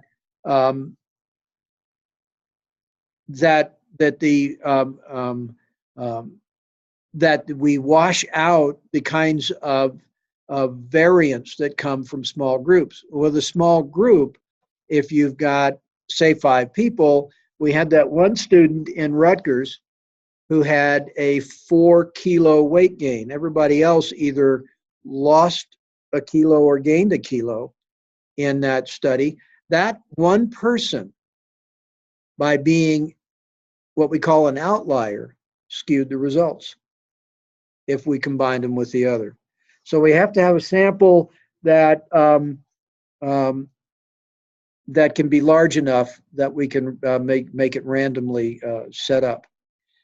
We also use blinding. Blinding is a technique when the subject doesn't know whether they're receiving a treatment or a placebo. Blinding is when I'm talking again about drug development. We have our inactive drug, our inactive placebo, and our drug. And blinding allows us to determine when the drug itself is showing a better effect than the placebo. I told you about the failure of fibroblast growth factor because they designed the study wrong. Later, they did get the drug approved, but they redesigned the study. They did a different study, not on decubitus ulcers. So what we want to do is use the blinding. There is also the double-blind study. And what that means is that we also blind the investigator. The investigator himself does not know which patient is receiving what. Why is that? Because if the investigator is convinced that the product is going to be effective, again, I'm talking in the pharmaceutical industry, then he's going to see positive effects in the patients that have received the drug and not see the positive effects in the placebo patient, if there are some. And the placebo effect is real. So the experimenter doesn't know, the patient doesn't know, and we take it another step in the pharmaceutical industry. The company doesn't know because we have an outside contractor who does the randomization. So the company doesn't know who's receiving what. Everybody gets a numbered sample. The samples are numbered randomly, so we don't know which sample is placebo and which is active drug. That's all in a computer. And then we use an outside group. We call it an advisory committee or an institutional review board. An outside group looks at the data And they don't know who gets what. What they're looking for is to see that there is a group of people whose disease is improving and a group of people whose disease is not. And when they start seeing that, that's when we determine if there is, which group got which. Obviously, we hope that the people improving are going to get our drug, but we don't know. We don't know. We also, at the same time, are looking to see if there is a group of people that is starting to have side effects that another group isn't. That's how we determine that side effects are related to the drug. No, not necessarily, because I guarantee you, every drug, every oral drug has a bit of nausea, headache, etc., and some diarrhea associated with it. Placebo does the same thing. Yeah, if they go in and tell them this is really going to help you, it's great, and you think it. The placebo effect is real. If it weren't unethical, I think more doctors would give their patients placebos and just tell them they were getting drug. Yeah.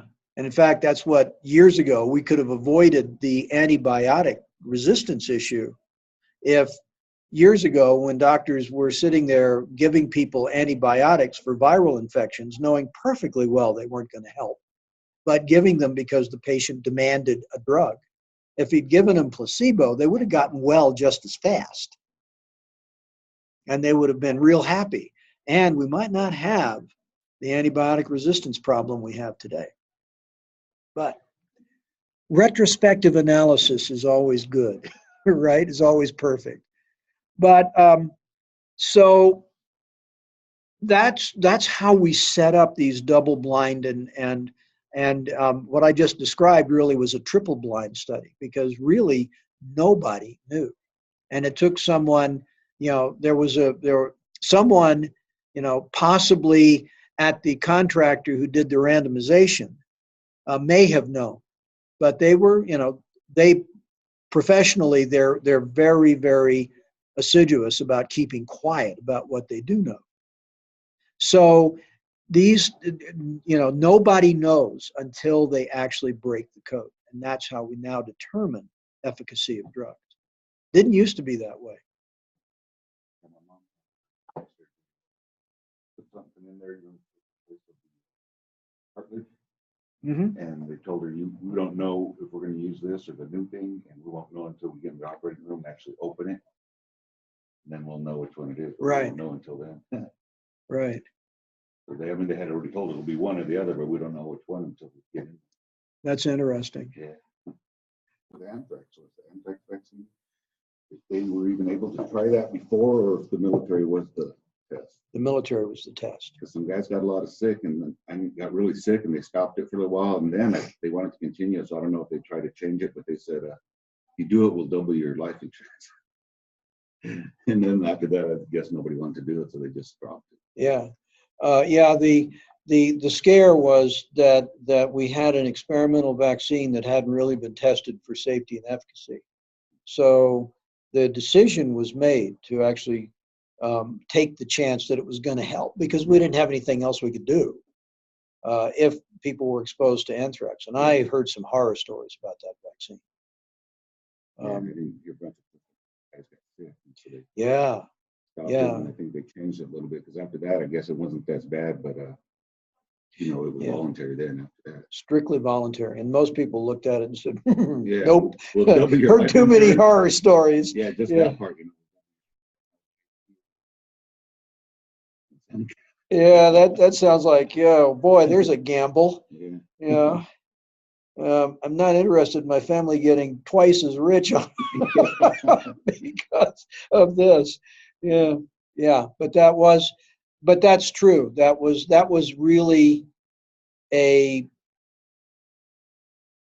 decision made out of expediency, because there was very little else that could be done other than have a whole lot of drugs out on the battlefield and hope you didn't have to have hundreds of, or thousands of people being treated. Yeah. It turned out that anthrax wasn't an issue, but we didn't know at the time. So we have our careful design, a rigorous design for a study control is to assign our subjects to in such a way that everyone is treated in very similar ways. And we do this with our placebos. We treat, and with your mother, with her back surgery, that was controlled at a level. It wasn't as fully blinded as we might want because, of course, when they opened the package, they knew at that point what was going on. But she had a 50-50 chance, really literally, of getting the experimental material. So that was carefully designed to where, she had the same chance as the next person going into the OR. So, and then there's matched pairs. So we have two different treatment groups, and clearly the most common that we see, an awful lot of genetic research is done using identical twins. Preferably twins separated at birth so that we can tease out the effects of genetics versus environment of these various studies that we've done. All of the nature versus nurture studies that have really produced really useful results have been identical twin studies separated at birth and put into different environments. Actually, it's surprisingly easy. An awful lot of twins end up being adopted out. And although I've heard some horror stories, my favorite is the story happened when we lived in North Carolina. A couple tried to have children, finally said, okay, we're going to adopt. And so they wanted to adopt twins. And they got called and they were told, well, we have your twins, come, you can see them tomorrow. The next day they were called and said, we have a problem. They said, we have two sets of twins that have been assigned to you. Are you interested? And they said, sure, why not? So they had two sets, 4 newborns. She got pregnant and had triplets. Oh, man. So at one point they had 7 kids under a year. That to me is the ultimate horror story. But it is what happens. A lot of times twins are adopted as a pair, but a lot of times they're also split up. And so a lot of twin studies have occurred in that way. So that's the ultimate matched pair, identical twins. But we can do it in other ways. We can have, matched pairs of women and men of same ages, say, or women and men with the same disease. This is how we know that the drug class of statins doesn't work in women, even though it works in men, apparently. So by doing these kinds of studies, we can figure these out.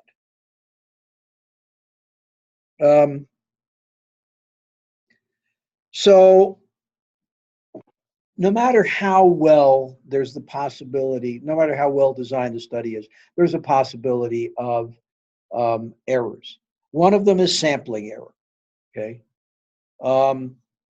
Sometimes this results the difference between an error, it might be just random fluctuation in data. A non-sampling error is then generated when we collect the data incorrectly, record it or analyze it incorrectly.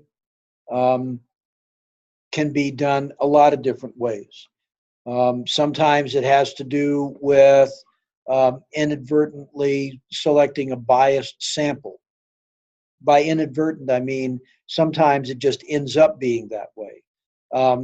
In clinical trial world, bias samples really come with really nasty diseases where people will volunteer to be a part of a clinical trial because they have a nasty disease that can't be treated otherwise. That's really a biased sample. And when you do that, it's hard to miss that. And we accept that because, you know, there is a certain level of compassion in medicine that says we have to do these things. But it's a way of introducing bias. Or simply sloppy data collection. That happens altogether more often than we'd like to think. So that's what I really, that's chapter 1 of your text. And what I'd really like to do next is talk about the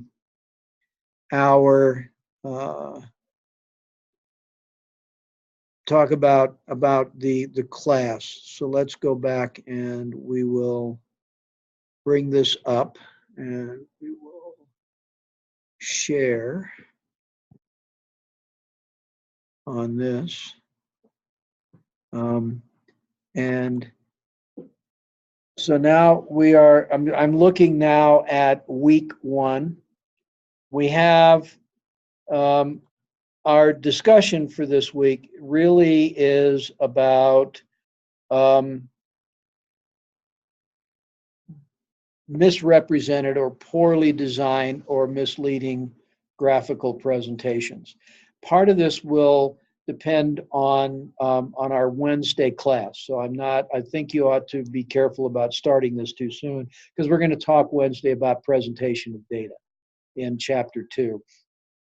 So that's just a heads up. I would like you to do the goals for this week, your goals for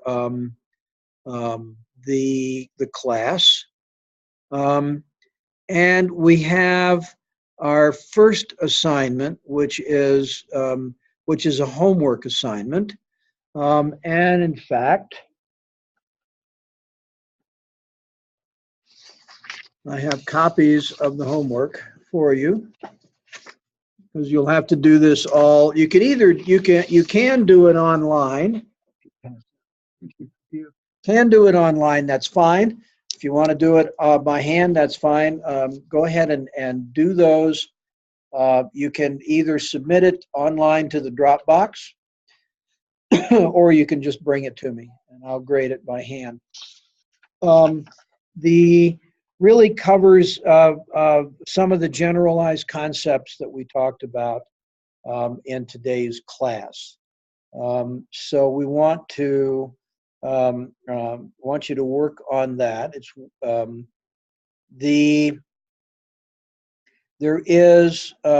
You're going to have 3 assignments this week. Assignment 1C is a little different, which is to write a paragraph and about the actual application of statistics, either in your current, previous, or the job you hope to have. And this is preparatory to a larger paper. It's a way of getting you started thinking about your larger paper, your LRA assignment, next week, which is going to be to write a couple of pages about the application of statistics to your job. But this assignment also includes doing some of the homework problems from chapters 1 and 2. So again, you'll finish this after you have a chance after we talk about chapter 2 as well. Okay, so you have that. Assignment 2 for this week, or 1B for this week, is going to be homework from chapter 2, based on chapter 2, which I'll give you on Wednesday, after we have a chance to discuss the chapter in some detail. There will be two assessments. Assessment 1 is an example of an assessment that is a 40-point assessment. It has 26 questions, but any 20 correct answers will earn you full credit. Okay, so I want you to again try to do them all, and you have no time limit, and you can have up to 3 attempts to do this. Okay, so and assessment 2 is going to be a little different, or assessment 1B for the week will be a little different. You have 2 hours to do this. It is a graded quiz. You get 1 attempt. So when you do this, make sure you have your 2 hours. Set aside the time to do that. You have until the end of the week. Wherever you see the assignment as due on Saturday night at midnight, I don't expect people to be doing homework on Saturday night at midnight. If you are, bless you, that's fine. But I'm not going to be looking to see if you've done your homework on Saturday night at midnight. I won't be checking this until Sunday. So end of the week for me means Sunday, except for the last week of class. Then I really want everything by Thursday night, but officially the class ends on Saturday night at midnight. So that's the limit there. This assessment will cover a lot of material. Both assessments cover both chapters of the week. So I expect that we will have those assignments and assessments done at the end of the week. I urge you, there's a lot of work, I urge you to stay up with the work rather than put it off. But again, with assessment 1B, I urge you to make sure that you set aside a good 2-hour block of time away from kids, husbands, whatever, because I know how that works. And you really want to have the time to devote to it. You're doing all of these at home. So clearly, I cannot keep you from using your text, so I don't even try. Open book. Statistics is not intuitively obvious. So I want you to make use of the resources you have. If things don't make sense, or even more importantly, if something is supposed to be open and isn't, or closes before I say it's supposed to be closed, email me. When we import these classes into Canvas, sometimes they screw up the dates. I try to check them. I sometimes miss them. So, if there is a problem with that, if something's not open or is closed early, I can fix that. It's easy to do. Let's take a preview of next week. I said we have an LRA assignment. That's assignment 2B next week. And it's a paper about 2 pages on an actual application of statistics, either on the job currently or in the past. You probably deal with a lot of statistics at doing the audit at Holiday Inn Express. You probably look at a lot of that. Yeah, well, statistics.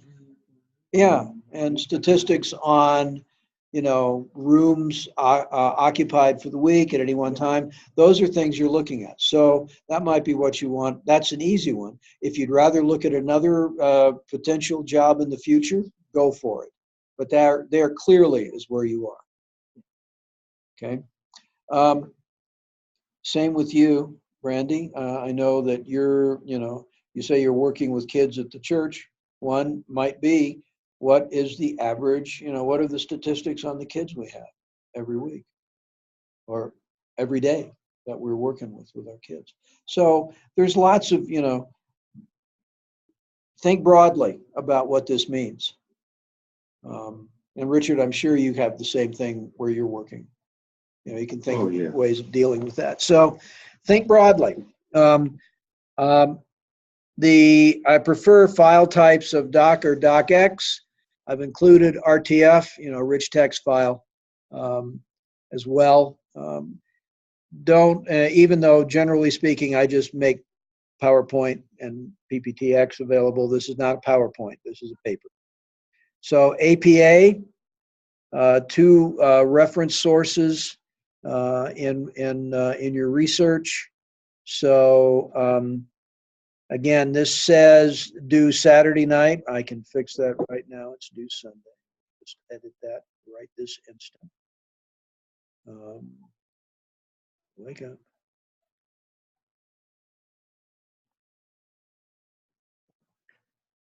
Okay.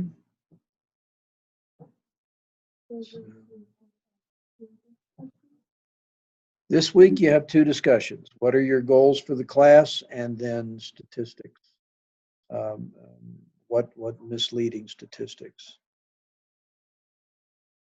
Okay.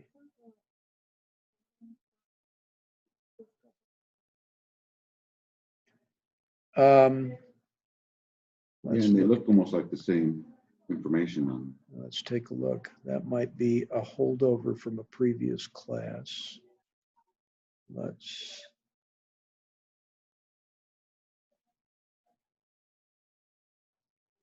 me go there. When you discuss the description, like the participation title, Yeah. and then 1A, or just 1, just has the question. Yeah. Yeah, and they're both about misleading. Yeah, they are. Just do one. And it looks like they were supposed to be combined. I think they were. I think they actually were in the past. All right. So tell you what, I'm going to leave 1B in there and take out 1 because it does have the description. It's the same question. Sorry about that. I thought I had corrected that before in my other class, but that's okay. We will be fine. Okay, questions? Okay.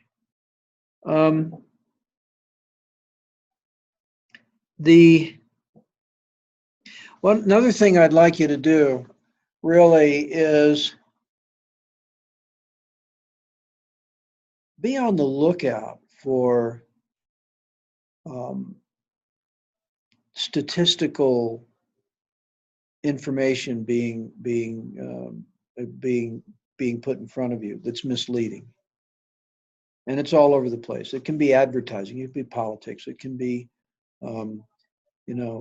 it can be a couple of different things. Several years ago, when my Camry finally decided to give up the ghost of 230,000 miles, I was very disappointed I couldn't get it to 300.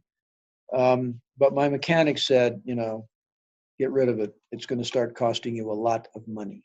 So I looked around and I started looking at different kinds of cars, and I ended up buying Subaru. And part of the reason that I bought a Subaru was because they had an intriguing statistic. 96% of Subarus sold in the last 12 years are still on the road. Okay? That's a nice number. Did I really make an effort to confirm it? I made a minor effort. I said, is this real? And apparently it's real, but it doesn't say anything about the condition they're in, right? Again, they're on the road. What does that mean? And I look around and I see some pretty old, beat up Subarus on the road, but they're still driving. A more important statistic or a more important parameter was that the chassis frame is designed that in a front end collision, the motor drops to the ground instead of coming back to the driver. Well, one of the things I didn't bother to check out was, how does that compare with other manufacturers? Do they all do that? Or do most of them do that? I don't know. I've never checked that one out. I just thought of it just now. But that was one thing that did impress me, because I was looking at their chassis design and thinking, well, okay, in a front end accident, if the engine is going to go to the ground instead of coming back to me. Well, that's nice. But as I said, what about Ford and GM? Does that happen with theirs? I don't know. I probably ought to find out. We were trying to find a part for, we have a Toyota van that's like a 98, and it's only got like about 50,000 miles on it, because it wasn't used, hardly so it's in excellent shape. The back window, for whatever reason, kind of shattered, and man, we couldn't find a back window at all. And they said if we do, it's going to be at least $500. And then we found one for $75. But when we looked at the junkyards, there was not hardly any Toyotas there. Right. And the guy said, no, they buy them. Yeah. So that it looks like, wow, they must be excellent cars. They're not in the junkyards at all. He said, no, he said, if they're in any kind of good shape, he said, they'll buy them right back. Yeah. Toyota does. So yeah, they have to be pretty much really wrecked, and wrecked. it gives you the idea that, Yeah. oh, well, that's undrivable, but anything that's Toyota that's drivable is still on the road. I'll give you an example. That's a good one. I'll give you, for various reasons, we found out that my 1999 Toyota Camry with the 230,000 miles on it, we traded it in. It is now being driven as a taxi in Dubai. Putting some miles on it now. Yes, it is. Still running. So if it went to somebody who's a mechanic, Yeah. and can take care of it, instead of me having to pay a mechanic a lot of money to do repairs that I'm not prepared to do in my garage, then yeah, I don't see any reason it couldn't hit 400,000 miles. But that was really a shock. My old Camry is in Dubai, and I traded it in.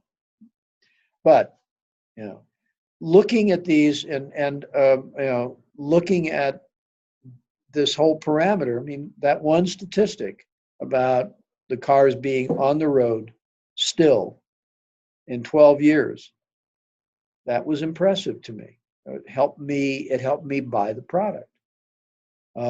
As I said, that one is at least checkable.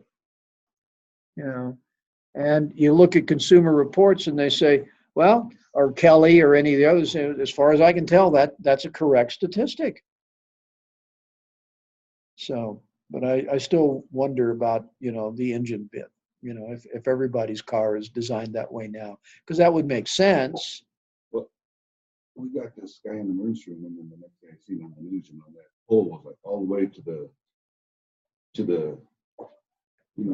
back, even farther than that, all the way to the back trunk. And we were wondering, well, where the hell did that engine go? Because his legs or nothing were messed up. It just like was lucky or something, because it looked like it tore that thing right in the middle. I don't know where the engine went. Yeah. Right. Yeah. And had to go somewhere.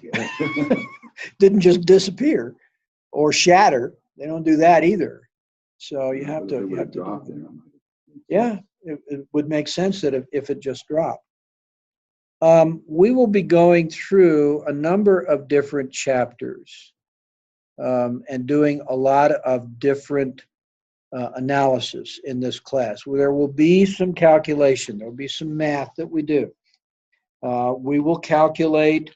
You've heard the term standard deviation. We use that term a lot. People don't understand what that is necessarily, but data have different measures of average. And we'll spend a lot of time on, I think on Wednesday, talking about what constitutes the middle of a data set. And there are different definitions of that. And then what constitutes variation from that midpoint of the data. So we'll talk about that standard deviation. We'll talk about what constitutes the data's bell curve and how we apply standard deviations, because there's a very specific method. Part of the stuff in the online textbook stuff includes a lot of tables and things out of the book. So we'll be talking about that. We're going to look at data analysis and do some work with data analysis as well in the field of statistics, because that's the whole purpose, is really analyzing data. What do they mean? You know, we can always look at something and say, well, the data means such and such, but statistical analysis gives us a way of objectively looking at data to find out what the actual meaning is. Again, it's a way to try and take that observer or sponsor bias out of it. Statisticians get a bad rap. I mean, I told you the joke. That's really an old joke, and has to do with the fact that we can bias the data by simply picking and choosing, cherry picking. And we see that a lot.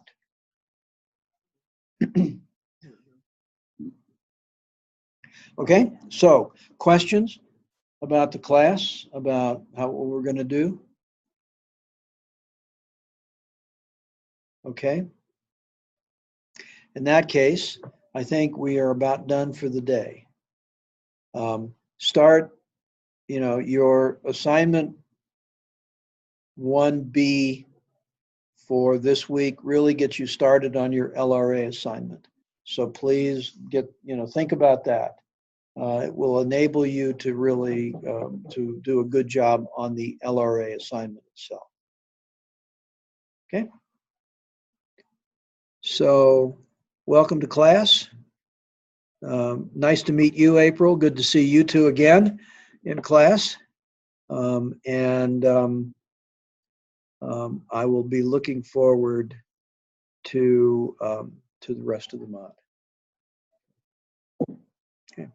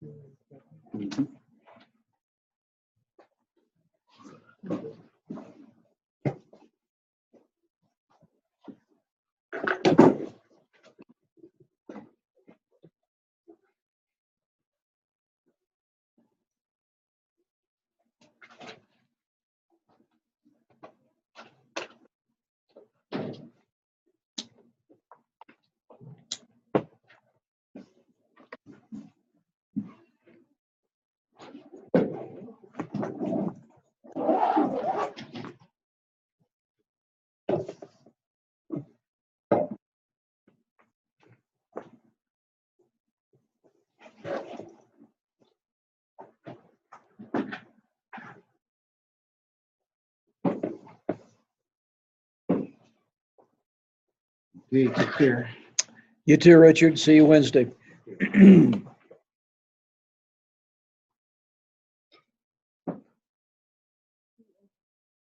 Bye now.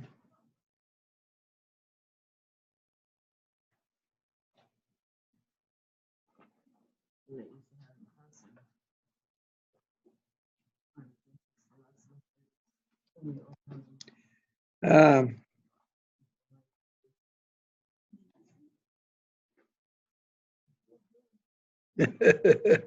yeah, I saw you were having some trouble staying with us. That's not, yeah, yeah. I won't say you should have 7 then.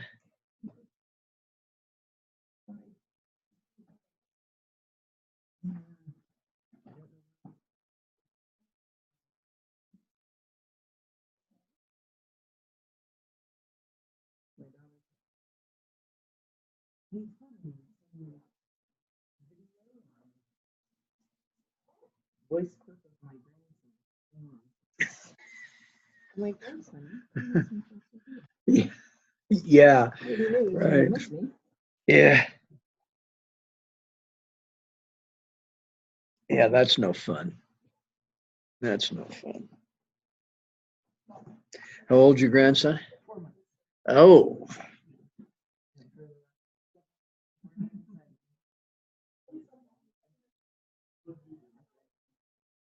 oh yeah. So you're double sleep deprived.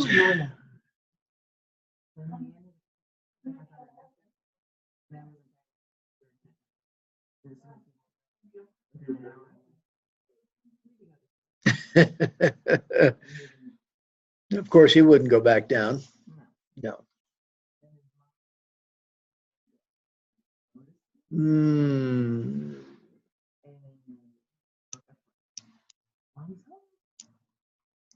I don't want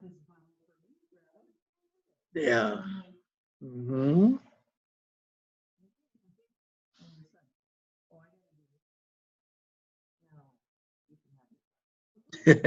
Right.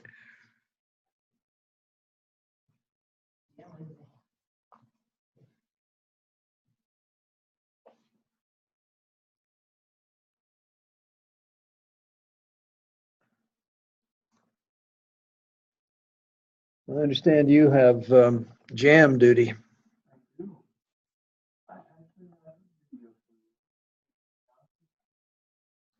Okay. Yeah.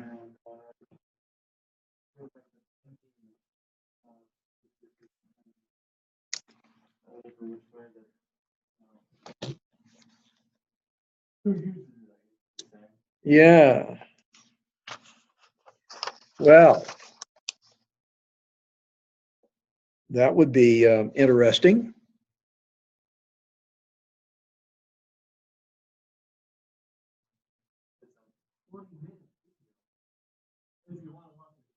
Yeah, fine. If can you forward me the link? The link? Yeah, I was going to go back to my going to go get some lunch first. Yeah, and then head back to my cubicle. But I'd love to see it because if it's I would love to incorporate that.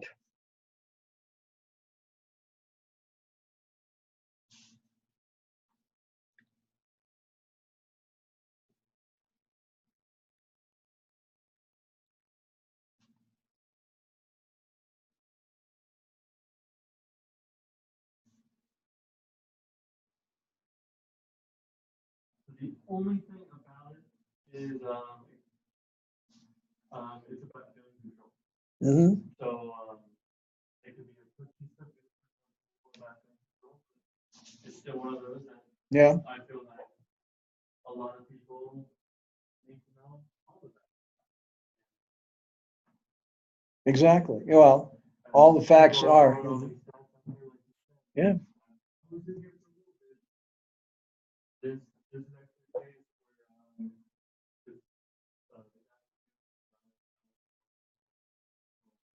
it's not, he's more of a comedian, but he does use all these where he's like, let's break down these statistics. Right. And so you went through what's not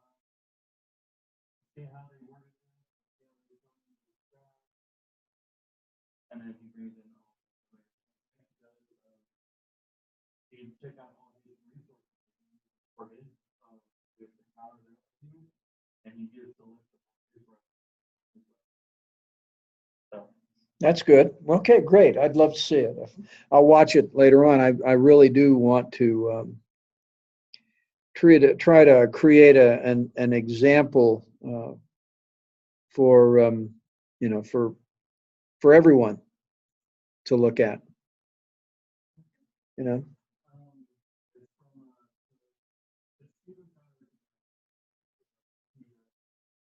It's from, it's even kind of, it's a video. So,